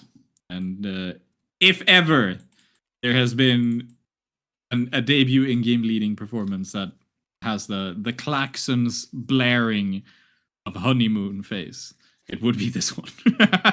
Yeah, that's not replicable at all. There's the word. Thank you, Brain. He really isn't going to do that very often, but he did it this time, and so shout out to him. I think let's try and pluck a really underrated sort of performance, I think, from this event. Let me see. I mean, Kyosuke's received his flowers. Munici's received his flowers. Obviously, Donk received his MVP medal. Quack, you got one? Tell me. They didn't even get to playoffs, but 9-10 was pretty good in this one. 9-10's been pretty good all year. I think he's just been low-key good all year for Mongols, Yeah. and the only Mongols player who can say he's been consistently good all year. Like Mazinho's had like ups and downs, few more ups than downs, and I think positive still. Yeah, he's had ups and downs. Blitz had a lot of downs. Cobra Zero's had a couple good events and a mostly poor time, but 910 has been pretty good. So yeah, no, he does deserve some credit again for the performance he showed here. Maybe a very, very underrated pick that no one's really going to love too much. I still think Soulfly is having one of the most surprisingly good debut seasons in Tier 1, considering the roles, considering everything else. He's still putting up solid numbers and still delivering in a way that he just shouldn't be. He just shouldn't be. So shout out Next to Soulfly. Zentaris. He's up there next to Zentaris in like infinitely worse spots. Yeah, like Zentaris had a dreadful event. Soulfly, once again, delivering. So, not quite, it can't really ever come close to the MVP of the entire event.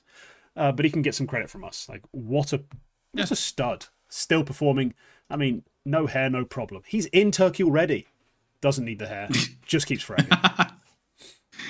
Oh my god, yeah, that's true. Yeah, no, I can't really give it to anybody else. That's fair enough. Shall we move on to the show that someone once claimed had an intro or something? Some kind of graphic, some kind of noise. I don't know what that person was talking about. Clearly just the Mandela effect, which it is the Mandela effect, right? That is the name of that.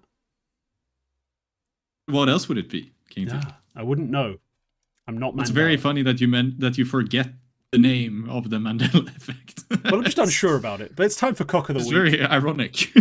It is. Yeah. Quack, you have a cock selected this week. Usually last week you didn't do your job, which infuriated me until you selected me, which was a terrible choice. Please tell me you've done it properly this time. Yes. PGL posted a little recap of PGL Astana yesterday. It was a big thread with infographics that you might have seen, which was PGL Astana by the numbers. And it's just a bunch of, it's just a dump of like 18 images with various stats. And this is honestly a really cool thing. And I saw this post and I immediately went to Discord and I said to btrams, you should do something like this.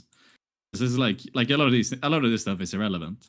But a lot of this is also like very relevant and interesting, like the map pool discussion, especially with like Cash in the fold, finding out that Anubis was only played once and like 4 teams, including the champions, only played 4 maps all event. Like Spirit only played 4 maps. Nobody played more than 5. Like 5 different maps. What? Yeah. According to this infographic anyway. And I'll mention, with a little asterisk, the reason why they are Cock of the Week is because this is some AI slop-ridden bullshit. Because holy fuck, every single word of text here is so obviously ChatGPT. It's painful. But also a lot of the data is just like self-contradicting. Or just flat out incorrect. Because I'll tell you, I'll send you the specific image where this map pool thing was. You can see in the left bar there, there's 4 teams. G2 Heroic, Spirit, and Fisher College only played 4 maps. All right, according to this infographic. Oh, 4 of the maps in the pool, yeah. Yes. Yes. So, for example, Spirit won the event while only playing Ancient Dust 2 Mirage and Overpass, according to this infographic. If you look at this graphic and you see like how many matches they played, and just take a look at those numbers just real quick. Try to figure out if you can find out what's wrong with them. What?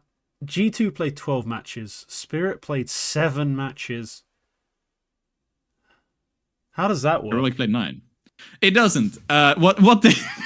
None of this makes sense. This is obviously somebody who just generated the data, put together an infographic, didn't verify shit. And because Heroic and Fisher College played 9 maps and 6 maps respectively, so I think they're trying to say that this is maps, but they're big like generated text that got spat out of whatever AI processed all this data. Somehow got it confused because G2 played 14 maps in 6 games and Spirit played 14 maps in 6 games, and I don't know how that gets to 12 maps, like 12 matches or 7 matches.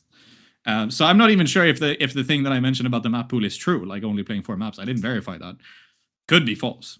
As could anything that's said here. Because another thing is, right next to it is most consistent and most volatile ADR. And it mentions Yekindar, DGT, Luchov, Krepau, and Heavy God as the most volatile ADRs. Which I assume means like the ADR you had in one map, how much it's varied. That's also what the explanation says. But if you go forward a couple of images, at the end they have the same statistic once again. But this time it says it's Mayern who was the most volatile in terms of ADR. So it's just it just contradicts itself in all these different ways. And like, if this is just like a thing that they put out. Yeah, no, I didn't count. Spirit have played 5 maps at this event, like 5 different maps. Oh, so it's just flat out. It's just flat incorrect. out wrong. Like they played Dust 2, Mirage, Ancient, Nuke, and then in groups they also played Overpass. And that's not even. They could have played more maps than that, but I haven't checked all of them. Those are the 5 maps they played. They played 5 different maps, not 4, 5. So yes, and which one? Well, hang on, read me those maps again. Dust 2, Mirage, Ancient, Nuke, and Overpass. Okay, so at least they have the 4 maps that they did mention did get played. They just forgot about the Nuke, I guess. Yeah, they played Nuke against Mouse and beat them 13-2.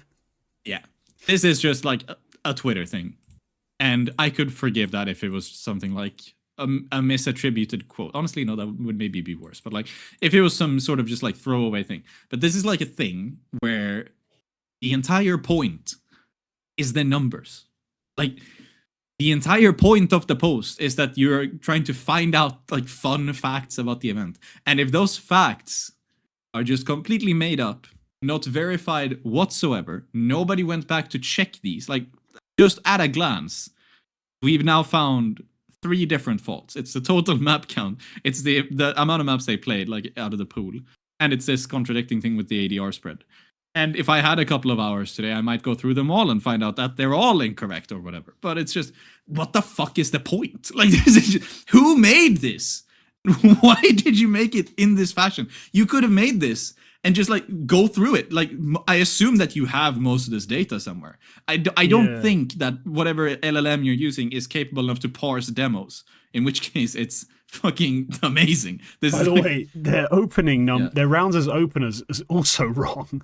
Like, they have Yekindar, Krepau, Nota, Donk, Nerds. And in reality, it's Krepau, Donk, Nota, Yekindar, Krizen, Nerds. Jeez, yeah. Like, this is the kind of thing that, like, these are the hallucinations wrong all over the place. Easily come out. Like, easily this happens. And if you don't check it, it's gonna slip through. So is this produced at the end of the event? Yes. Because they also have the opening success by win rates also wrong. Like, hang on, let me see. This was 6:57 p.m. May 17th, which I think is yesterday. 6:57 would have been after the Astana final. Definitely after the game, yeah. Yeah, no, they've just not got the right stats. Like, these are wrong as per HLTV at least. And I don't think we're accusing HLTV of having the wrong stats after many years of trusting them. Like, these are just wrong. Yeah, all of this just reads like, if you've ever played around with LLMs, which I have, it's like, you can feed it like a spreadsheet and say like, format this data into like a nice explainer with bullet points. And it's going to do it. It's going to spit out this like super well formatted, and it looks perfect, like interesting tidbits in like a massive dump of text. Easily like copy pastable into like these little captions, or like you generate, then you make graphics for it in like fucking Photoshop or whatever you use. And that's fine. But like, the LLM doesn't like... This is the annoying thing with AI, is that it doesn't just take the data, plug and play. It's like, it's so complex in between that stuff easily gets lost, or like it just splinters off into like a direction, which means that the end result is incorrect. And it would have been so easy to just check this, because you have the data. Like, whoever made this must have been some sort of an intern, or somebody who just had like a super simple little job trying to be btrams. Just like doing a little thing, and just like took the easy route. Nobody checked it, and PGL was like, perfect, this will do numbers, put it up. And half of the stuff is just wrong. And then it's kind of just like, what's the point?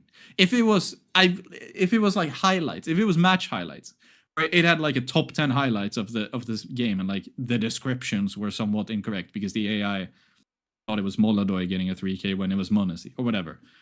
Who the fuck cares? Like, yes, it sucks that that's also something which you just should have done, but who the fuck gives a fuck? But like btrams is just but yeah, but the final, when you're doing it when the entire point is that this is data. This is stuff that people will reference. And it's just all incorrect. Then it's just fucking get out. They like, spunked so much data out on this. Like, it's crazy how much data they've put out. Like, what? Yeah. It's too much for starters to be truly engaging. Yeah. But yeah, the fact that there are elements that are just completely wrong, and when you could have just copy pasted straight off of fucking HLTV. Like, some places they have correctly just copy pasted HLTV stats, essentially, is what I assume they've done. But in other places they have butchered it, and it is frustrating, to say the least. The like first map pool graphic is like, it's just map distribution. That's exactly the HLTV table. Like one map of Anubis, 6 map of Opus, and then 14 of Nuke and Inferno H, etc., etc. I think also the starting side outcome is, I didn't check it fully, but I think it's correct as well. Because I did check the Inferno stats, because that seemed like awfully T-sided, but then I checked and it was like, yeah, like a lot of the time, like the lower seeded team on the map, now that I think about it, this round win rate was CT-sided though. I don't know. Whatever the case. Oh yeah, but that would be the case because you're winning the second half. Yeah. In any case, stupid. Don't do this again, please. Or rather, no. Actually, I'll change my mind. Do it again, but do it. Like, do your work. Hire someone who's like, cares about stats and will do it properly, and let them do it. Yeah, I know a guy. Like, we all know a guy. Yeah, we all fucking know a guy, and he can do this. Like, hire him. Just stupid. Really stupid. Pretty simple. So that is cock of the week. Yeah, deservedly so. Again, they could have used, if they're going to steal HLTV stats in some senses, or like just reproduce the stats HLTV generates every event, you could have just used the more interesting ones. Like, you could have used the FTU tables in some way. They could have done a lot of stuff, but this was kind of embarrassing. I saw a quote tweet that btrams made asking people what stats they'd like to see if he did a version of this. I didn't actually look through the original post, like, to figure out what they posted. Like, I saw vaguely what the idea was, and I was like, oh, okay. I don't care. I can look at HLTV myself. I don't need this Twitter post. Doesn't tell me anything. Like, that's why, is it Statsmeister, the guy who just reposts a bunch of HLTV stats in a nice graphic? Like, I don't need those. Like, I don't need those posts on my feed because I can use HLTV myself, and I do all the time. So I didn't think twice about it. But now you've pointed out there were some AI problems. Giving it a comb through, it is just wrong. Weird. Incorrect. Just weird. Like, one of those cocks of the week where it's like, you didn't need to be branded a cock this week, but you just chose to. Odd choice. Nobody asked for this. It's like nobody would have been upset if this post didn't exist. And no one would have cared at all if you had not posted this. Like, no one would have cared at all. Like, you didn't have to do it. Just an odd choice. But hey, PGL, what can you do? Innovative esports event production company, whatever they call themselves on their website. Maybe an innovation too far. So let's get into the Retake Games. Let's do it. We've got to have a little wheel spin. We're going to do the KPR target game. Actually, let me introduce it more convincingly. Fucking hell. We're going to spin the wheel and get a KPR. We're then going to draft teams of players to try and get that KPR average exactly. And we're going to use, like ROPS 2025 and ROPS 2022, that sort of thing, except we can't repeat players. Another caveat, this episode, Quack, no players from 2023, 4, 5, or 6. Has to be pre-2023. And you can't repeat years either, so you're going to have to really rack your brain. Use that fantastic, gimmicky knowledge you have of all these random little details and facts to try and beat me again, because you do consistently beat me at this game, because I misremember things all the time. Yeah. I'm terrible at this game. So let's spin the wheel. Let's see what ADR we get. Come on. Oh no. Wow. A 0.73. We need a 0.73 average of our players. Do you want to go first or second, Quack? I'll let you take your pick. Maybe just go. Let me go second. Second, okay. We want to do rolls. I doubt. Look, yeah, let's do it. Let's do rolls. Just for fun. Okay, so drafting IGL. Oh fucking hell! This pen's not been used before. Cut this out. Cut this out. I can't write with this pen. It's the fresh thing covering it. Right. Q. 23 onwards, so 22 is still fine. Okay. So we need IGL, AWPer, opener, closer, and fill. And by that, I don't mean he has to be English. I mean, you can fill any rifle role. Right. With my opening pick, trying to average 0.73, that's a crazy high number. I'm going to go with the most fraggingest IGL I can remember, at least in HLTV top 20 times. Give me Glaive 2018.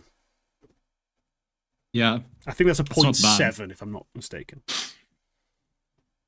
That's not a bad pick. Now, here's the thing. I'm thinking if I should go for like a 22 Cadian or Jame as my IGL.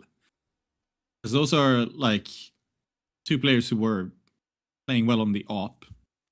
And of course, I will also pick an AWPer, and I'll just ignore the fact that they got that KPR while playing the AWP role. It's like, that's also like a 0.7 or like a 69 or so. So I'll go for Jame 22.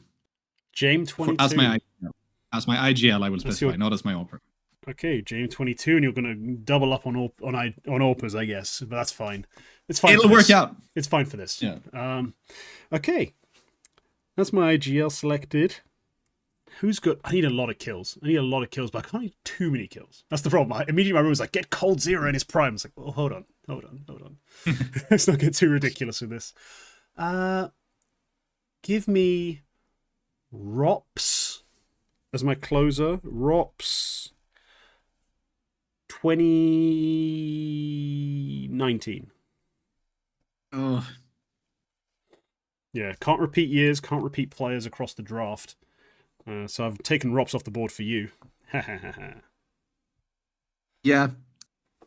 I don't mind that. I think the last time we played this, we also had like a 0.7 something, but it was 71 or 72. Yeah. I'm thinking like 2019 Mouse, and I was thinking Rops, but I think he might just be a little bit too high. But I'll go for my close. I'll just do it because I think Jame is a bit below anyway, so I need to go above anyway. So even if this is like an over extension, it'll probably work out for the best. I'll go for Frozen 2019. Frozen 19. Okay. For your closing roll. I think that might be like a... Yeah, it's my closer. I'm thinking that might be 70. I guess maybe at that time he was more of a fill, but like Frozen can close. Yeah, we'll leave it. We'll allow it. That's not an unreasonable pick. I'm going to take my AWP now. I need an AWP who's in the low 0.7s, but above 0.7. I can't be picking like like an IGL AWPer or something like that. I need a real AWPer. No, I think some Pius is a bit too low, even in his... Oh, actually, no, maybe some Pius right on the prime events. Might be at about 0.73. I think that... This is hard. This is really hard. Yeah, this is actually quite difficult. Give me... You know what? I'm going to go 22 some Pius. I hope that's not too high. That's such an awkward one as well, because it was both movie star and ends at that time. What do you mean? He swapped halfway. He was on both teams, both on movie star riders and on ends, because he swapped halfway through 22, I think. Yeah, but I think about 0.73 will be around that. Probably, yeah. So yeah, I'm trying to keep it online. I think I do need to pump the numbers a little over, but I don't want to overdo it, because I always overdo it. Yeah. 73 is like really good. I'm trying to think if I can go to if I can go to a Navi 21 player or a Gambit 21 player, weirdly enough. But then it couldn't be simple, and I don't think it could be electronic. I've kind of already taken with the closer role. I'll take Perfecto 21. Okay. Oh, that's such a because I think he was like a 1.07 rated in anchor roles. He was well below a 0.7 KPR, I'm telling you that. I'll give you some help. He's well below a 0.7 in that year. I'll commit to that. That's my filler. Okay, that's your fill. I'm going to take my opener now. I need someone who's just like middle of the pack. You know what I mean? Like he's a real pack beast.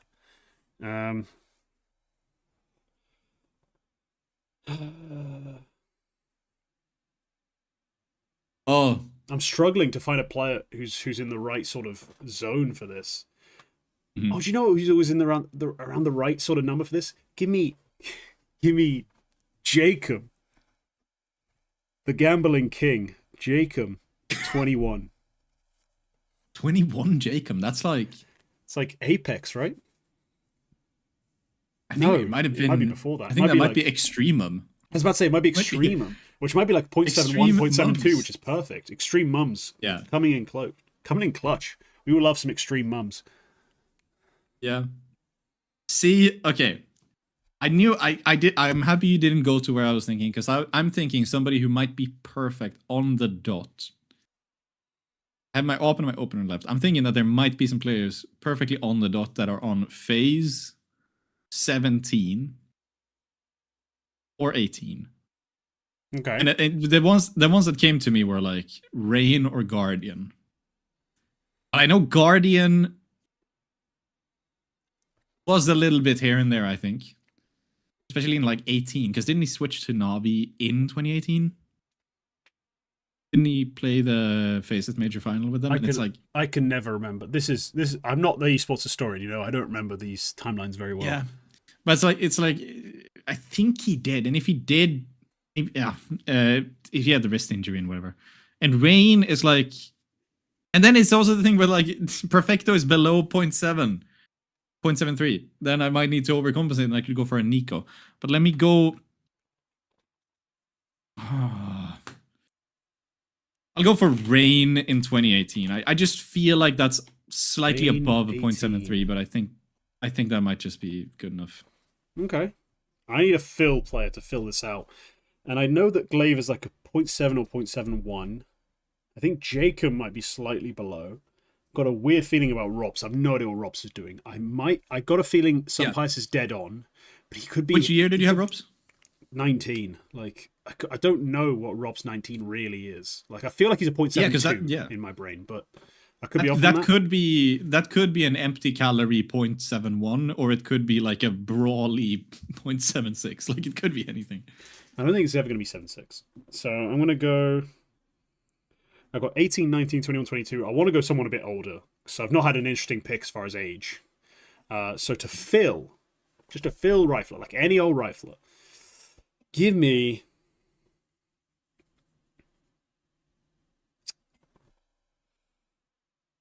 Damn, I actually can't think of a good one. Would Shoxy 2015 have a high enough KPR? Shoxy's 14 or 15 behind. Okay, I'm going to go Shox 2014, because I got a feeling I might need to be a bit over, so 14 might be the more productive year. So yeah, that's going to be my pick. That's my team. Quack, you need an AWP to close things out. I do. I'm between two. We're going to start because getting on one my hand, players' stats. Oh god. On one hand, it's fun to go for a little bit of an older player, like you say, and the one that came to my mind was 2015 Skadoodle. Just feels like a 0.73. But I'm also thinking that maybe I have gone a bit under with Perfecto and Jame, and maybe I do need somebody like a Device 2020. And I might just go for a Device 2020. He was good, but he wasn't great, and Astralis had some bad events. They were still good, probably the best in the year. It'll be Device 2020, and that's my roster. And I'm going to start doing the math. Device 2020, okay. I'm doing my maths, and I am honestly shocked with how low some of these are coming out to. So I'm a little worried that I've undershot for once. Like usually I'm an overshooter. Oh, thank the heavens, Jake coming in clutch. He's higher than I expected. That's good. Great heavens. Rops, please don't be too productive on Mouse, please. Please be a DPR farmer. Cock, he's way over. I know there's a Mouse year where he's a 0.76 KPR. I didn't realize it was 2019. All right, Shocks, I need you to be under my expectations. Please, disappoint me, Shocks. You never usually do. This time I need you to disappoint me. I need you to be bad this year. Mm-hmm. Fuck, he's too good.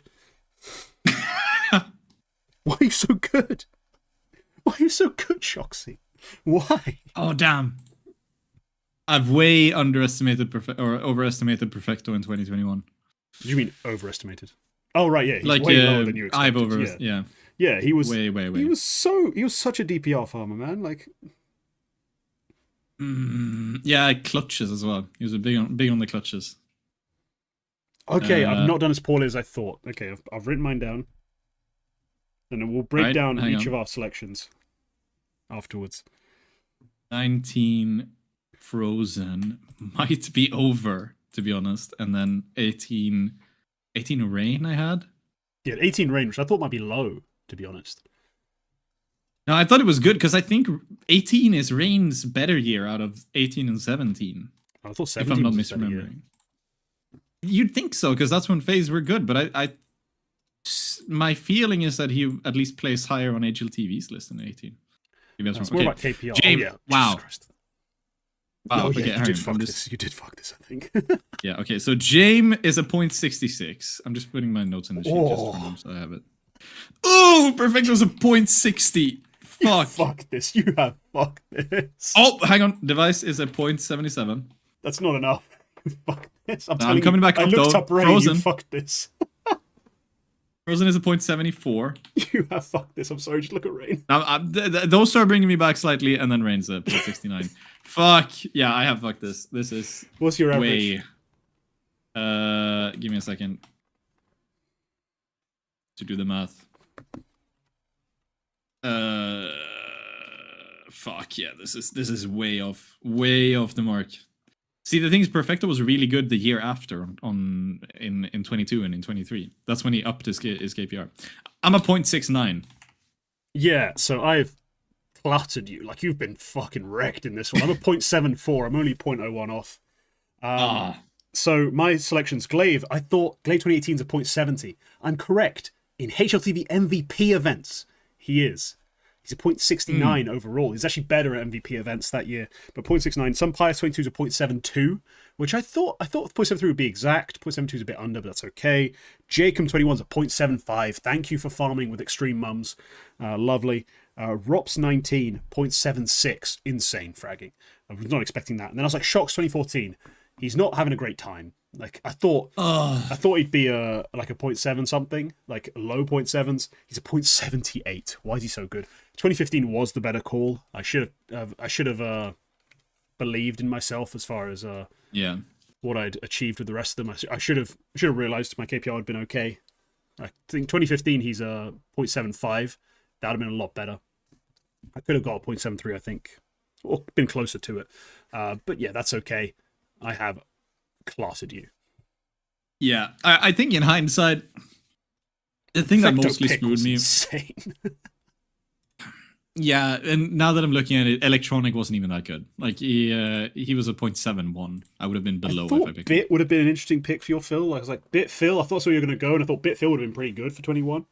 But then you went Perfecto. I was like, oh, he's absolutely muffed this one. Like that's a stinker. That's a real. You needed to pick like Prime Simple to make up for that pick. But yeah, you didn't realize. Yeah, it. I think now when I looked at the numbers, I think if I had gone for like a Guardian Op Electronic opener, and then I looked it up, like weirdly enough, an Olaf Meister Phil 2018, I would have been significantly closer. I would have been significantly closer. Switching Perfecto for a rifler who hit a 0.7 would have been significantly better. Yeah, and that was Olof. He had 0.71. That's just one change you had to make. It's just not perfect, to be honest. Like that was the big blunder, I think.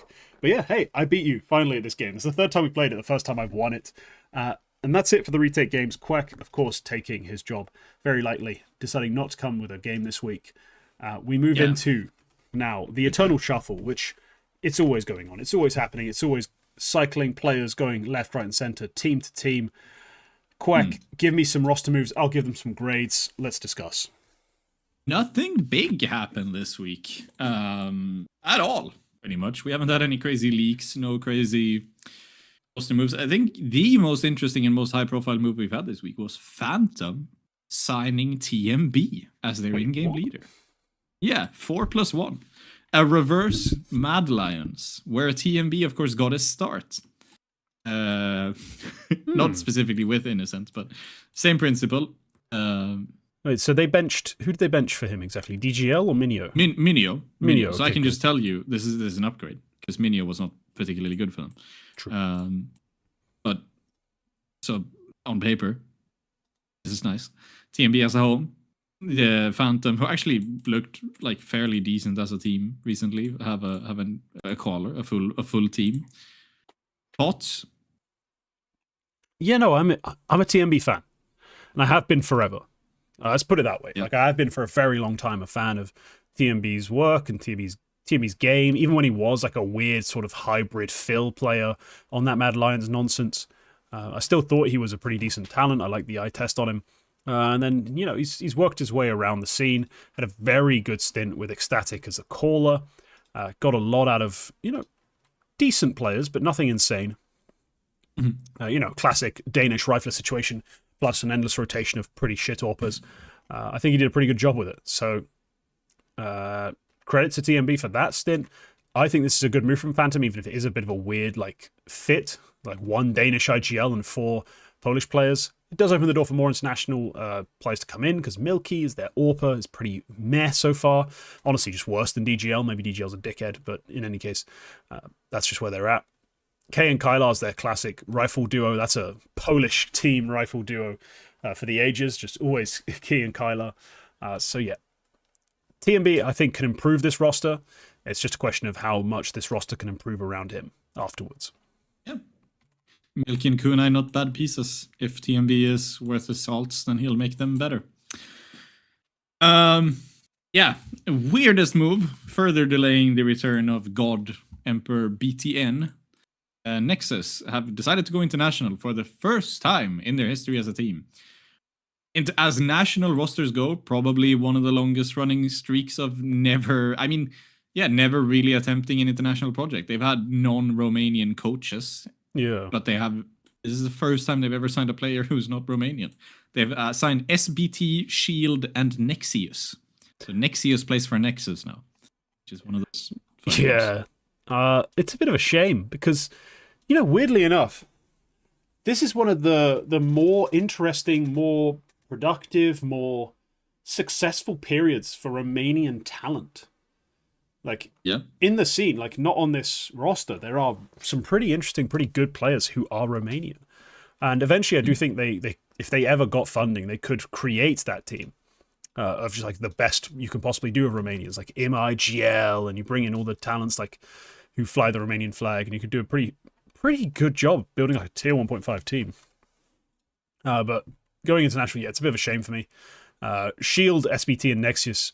I think Nexius has had some decent moments in the past, like in recent past, that is, with Nemesis when he was playing with them before they went Russian. But generally, these 3 players are just nothing to me. Like SBT, Shield. I don't know, man. I'm not overly moved, and I think you were better off with Zello, for example, just as an AWPer, was just a better AWPer. Adam S right now is playing some fantastic CS elsewhere. Launex is having the time of his life on foot. There's a lot of Romanian talent. It's a shame they've kind of outgrown Nexus across the board. If you look at the best possible Romanian talent, like combined, you're like, shit, it's just too good for what Nexus can offer, I assume. So, yeah, need some funding before they ever return to something resembling the peak of Romanian CS. Yeah, because there's you have like a good op crop in like Adix, Regali, Bodo as well, 7 Kick, who's opping now. Does a great job for Illwill. I think Zello and Blitz, the players they had, were putting up a decent performance, both of them. You have like up and comers like Greku on Falcons Force, who is doing a decent job so far. And then you have these kind of players that just kind of hang around, and like you've seen for a while now with like Smek. It's like I'm sure he could fill a job. Adam S is playing great. Yeah, Adam S is one of the more interesting ones because he's like, he's always played on like Spanish language teams. Like he's always jumped around that scene, but has played with Nexus before. So, if you think about like the best possible Romanian side, like the Nexus team, who they'd be, Adam S, I think, would have to be a part of it. Like he is 2026. He's a 114 rated, like late round mid, like trade and clutch type of player is what the profile says. Like that'd be fantastic to have on this side. Yeah, this would be a pretty cool team. But yeah, they've had to go international, and it's just a bit of a nothing burger to me. I'm not moved. Let's see how it goes. Yeah. But for now, for me as a grade, this is like a C-. Yep. I didn't really know where else to put this, but I felt that it's slightly roster related, and it's interesting, if nothing else. Passion UA have pulled out of their final event that they had scheduled for the season, which was one of these BC Game Masters LANs, and they're ending their season already. So presumably that means that unless SDY's loan is unusually long, this is the end for this exact roster. And like as far as we know it, like they could sign SDY, I guess, but like their roster is so weird at the moment where I feel like there's gonna be some move happening. Yeah, we expect over a very long off season. Yeah, the messaging from JT was, we don't know what the hell's going on with the roster. We're unstable, unsure. Like we're just in a terrible place. Like to be competitors, we just can't do what we're supposed to be doing. So they've had to put the brakes on. And I guess they're going to take like an extended break as a group and then come back and probably work into the next season. Like hopefully with an established 5, whether that be with SDY or whoever else they decide to bring in. Because SDY for me is a talented player. I would want to see him on this team. I know the 8 maps he's played with them have been pretty shit, but that might be in part due to the team just being incredibly unstable and unsure of everything going on around them. So it may not be entirely his fault, like how poorly he's played for those 8 maps. I still have faith in him to be able to put up a decent stat line on this kind of team, where he's like the 3rd star, I guess you could call it. Like he's not he's not Kfem, but he's also less supportive than Nyx would be. In that sense, in the, I think it's this Doran's old model, like he'd be the 3rd star. That's a pretty good space for him to slot into. So I'd expect it to be successful, but for now, they're just putting it on hold until they have some stability, some certainty. I understand from the player's perspective. For the org, this is a pretty shit situation to have made just for yourself, like a shit bed. I know you have to lie in it, but it's stinky and it might give you some kind of disease. So, D. Shitty situation for them. Big Academy. J Boner has lost a teammate. Tripex, the caller, I think, has left the team. 21 years old, Ukrainian. He's gone now. So they're missing a player, as far as I know. Yeah, weird. Not a complete move. This is a roster that's actually had some pretty decent results. Yeah, they won United 21 League. I was going to say, I swear they won a thing, or they did really well in a thing. Yeah, they won United 21. Jaboan's been with the stand-in as well. Yeah, with the stand-in, Jaboan's played pretty well. I think Doni, Prosus, Widow, these guys they're just not terrible.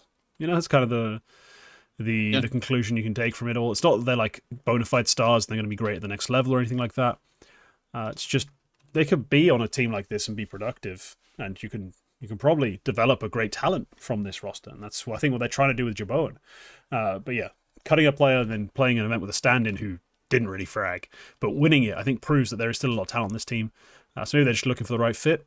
Hopefully they find it, because I do believe in this group of players. Or at least one of them in particular. Yeah. Not much more to add around there. Great news. What? Regali has been made available to pick in the HLTV fantasy game for the Nod-Win Clutch playoffs. How comes? Because Eternal Fire are playing. Wow. What has this got to do with the Eternal Shuffle? Moving on. Sports Bet Experts announced their roster in the last episode, I think, was when we Basically, yeah, it wasn't that long ago. It was, I think it was quite literally in the last episode.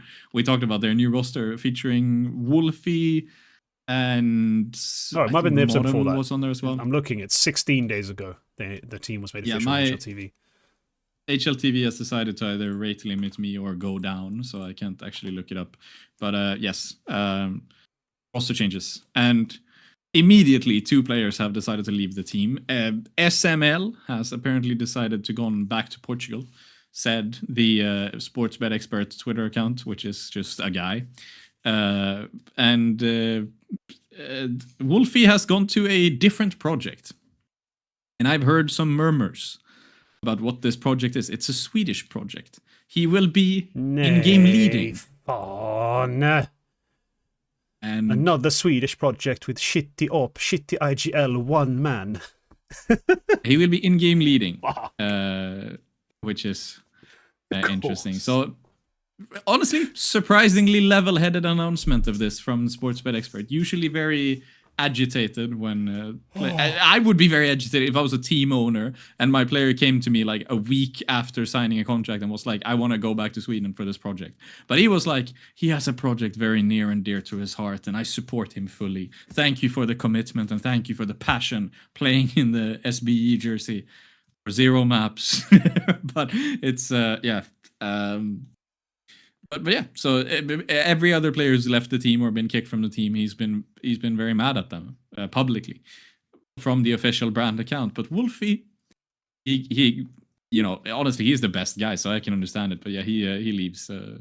He gets to leave scot free. But yeah, he has.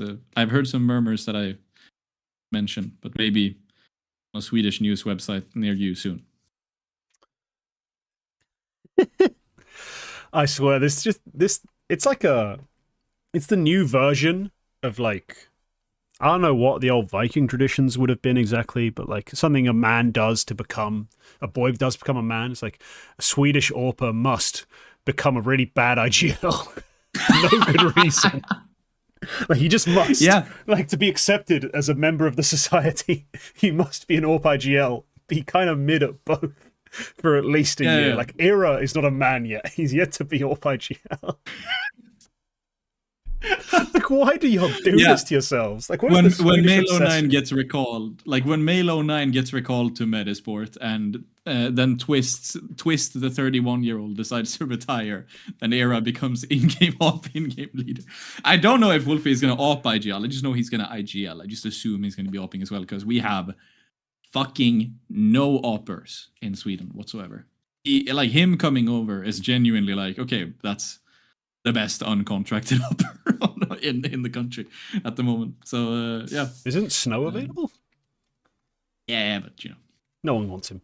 They've heard my analysis and they're like, all right, we're good. We're good. No, too scathing. Snow's good as well, but it's circumstances. Finally, OB. As you would know them, AAB. Yes, because I'm not saying all that noise. OB, like fuck off. Your arm. OB Football Club. The football team has decided to not quit CS. Funnily enough, OB is only one of several CS teams tied to the Aalborg Football Club. But the rest are just like in very low level academy sides in like the Danish Power League, the one that does 2 runs. Yeah. So the rest they are still very much committed to, but the quote unquote elite roster, which is the one that we actually knew about and cared about. I'm not sure about that second part, but yeah. Look, one of us did. They've decided they won't continue with that project, and they have instead rebranded to EAC, which I think stands for Esports Academy Copenhagen. It's the same roster, but under a different name. Why always Academy and whatever the hell else? Like, lads, you're not 17 anymore. Like, it's cool. Like, some of you are probably, knowing the state of affairs in CS. Becca's 21, Maze is 24, Amber's 20, Nixon's 22. It's just Essen who's under the age of 20. Like, stop calling yourselves academies. Like, give yourself a more grandiose name. Like, own it. You're grown-ass men competing. Like, why'd you keep calling yourselves academies? I don't know. Unless there's some sponsor reason, like someone wanted to start an academy in Copenhagen and they chose you lot. But it's just, whatever. Branding talk. But yeah, ARB, as I've always called them. They weren't. The team wasn't that good, to be clear. There's worse teams in the world. They won a Parkin over Entropy. Like, you know what I mean? Come on. Yeah. Come on. They've got a decent VRS relative to their abilities, is my estimation of them. Like 75th on VRS. I don't think they're probably the 75th best team in the world. But, I've had some positive things to say about Nixon in the past, as far as, like, sure, he is a generic-ass Danish rifler, but that's still a decent thing to be. Like, you can go from that to a good player in a very short period of time. Towson has shown it. So, it's not like a pointless project. It's just, I do want to clown them for their naming decision. And I don't think ARB have lost a great deal by deciding to move on from this exact project. There are better things they could do with Danish players, for example, because, there are some still available who are very talented.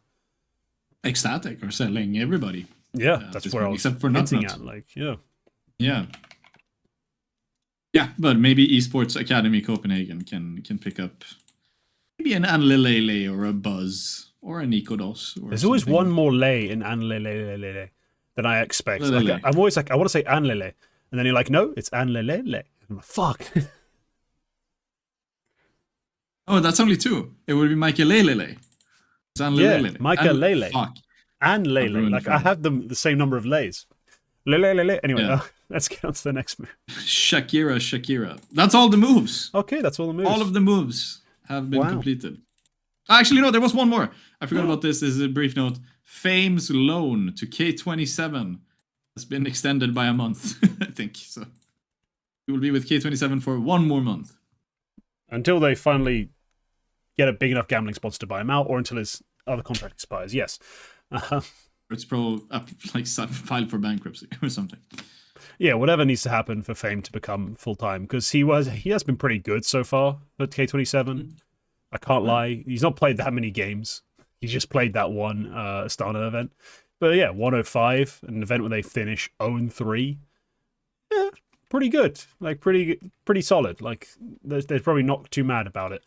So yeah, good on you, Fame. Keep getting those contracts. Keep doing the prospect's name a good service, I guess. Let's get on to prospects of the week on that topic. And Quack, I'm going to let you lead off because you've picked a guy that I always see in the stats chart, but I'm always like, I just didn't watch him. I didn't either, but now it was like there was 2 tier 1 events going on. Like, even for me this weekend, I did not pay attention to the CCT playoffs, but maybe I should have, because Nemiga went and won it with their loaned in player from Spirit Academy, who people will mostly remember for playing next to Kyosuke for a long time. Yep. Sypho, who just keeps being fucking brilliant for Nemiga. They managed to win CCT. That's pretty much all they did this week, and that's no small feat. There was some decent teams it's not here. Nothing. Yeah. Yeah, as much as I think the level of the event has gone down slightly compared to past years. Yeah, thanks to Fucking hell, I need a VRS, lamp. you dickhead. VRS, making LAN super valuable in online events shit, and causing a bunch of the tier 1.5 to, like, upper tier 2 teams to just never bother with these anymore. Fucking VRS, I'm so fake mad at you. CCTs do look like a kind of, like, weird Challenger Cup with all the Russian teams, essentially, sometimes. Yeah, but it's not nothing. They managed to get past X-Ruby. Not terrible players. They're like fucking Robo. His old teammates plays there. Sparta as well. Obviously the new look Sparta with Nickelback and Lucky and Alien in them. These guys. Walsaki, which is Olymp, the old fingers crossed ESC guys, managed to get past them in an online game, guys. And then they also beat Lavked in the final, which is obviously also a Russian side. With I think John 8 is the best performer there. But hey, that same team knocked out both 100 Thieves and Fnatic earlier in the playoffs. Not nothing. Amiga take the win. And, sorry, 10, he can't be called John 8. I've been calling him Dijon 8 this entire time, like the mustard, and I think it works perfectly. Dijon 8 is honestly even better. I just assumed it was Dijon 8. Yeah. Anyway, that's their team achievements. TLDR, Sypho was very good. He was their top player, top performer, and he's been doing it for a while. So I just feel like the 17-year-old deserves a shout. Prospect of the week. Good job. Yeah, okay. My pick is 19-year-old, not quite as young. I'm Lice Young. I don't know about this nickname. I would say Lisa Young, I would say. You're being nice. It's Lice Young. So Lice Young of Inner Circle. That's what he's written on the fucking screen, mate. I can't do anything else. He played, what is this event? Parken Challenger Championship, a little LAN, I believe. Not the craziest lineup in terms of teams. They played Basement Boys twice, Masonic, Honvid, Nixon, who you'll have never heard of, and neither have I. But I watched the POVs. Like, I actually watched some of his POVs. Actually bothered to watch the demos on this guy. And I was pretty impressed. Like, sure, he's not playing the craziest opposition, but he hit some really nice shots. He made some really daring plays, like on Ancient. He was constantly pushing smokes and things, and had a decent feel for it. Like, sure, he's playing against Masonic in this demo. It's not like the most elite team ever. But they're usually fundamentally quite sound side, and he was able to just constantly find little gaps, find little moments, and just get a lot of free kills. And then he just mechanically looks pretty good. Like a little bursty, tappy type of short intervals kind of fragger as far as the way he shoots. But he is, he looked pretty good to me. So I thought I'd give him some credit. So I'm like, yeah, I'm a bit behind on my scouting. You know, I was doing a little bit of scouting late last night. Watched some Greku demos, some Lice Young demos, preparing for this show. So yeah, Lice Young, not bad, not half bad. Decent land showing. Another one to watch out of Ukraine. Yeah, not bad. This is a good stat line against a team that I think is pretty decent considering the level that Inner Circle Academy are at. Like Masonic, not nothing. They also have Borup on the roster now, who is an injection of tier 1 talent of the finest degree. While watching that demo, did you watch anything of Norup? I fucking love Norup. He's just such a fun player. No. He's such a goofy playstyle. Like he plays like prime Kenny, yes, but he's not as good. Like it's just he just tries to be prime Kenny. Yes. He plays like me. But anyway, yeah. Lyceum. It's cool that Inner Circle Academy are doing stuff because they made this roster a while ago. And then it was one of those that, like, you know, Bait also has an academy team, but they just never play anything because they have like a couple of 14-year-olds on the roster, so they never appear in any competition that matters. Yeah, because all they do is like, I assume they just like grind ESEA and do like scrims or whatever. But Inner Circle Academy were the same thing for a long time, but now they are actually appearing in stuff, and you know, these players can do something. Soon they might be better than the main team. Yeah. No, I wouldn't say that. But yeah, at least one player is looking decent. Bright prospects for him. I think it's closer than it is too far, to be honest. Yeah, it's awkwardly close. But yeah, on that note, we're going to wrap up the show. Thank you all for tuning in. If you enjoyed, leave a like, leave a comment, tell us your thoughts on any of these topics. Sub if you want more content. Remember to become a member to support the channel and get access to rights and bonus content, all this other good stuff. And yeah, that's all for this one. Thank you to our members again.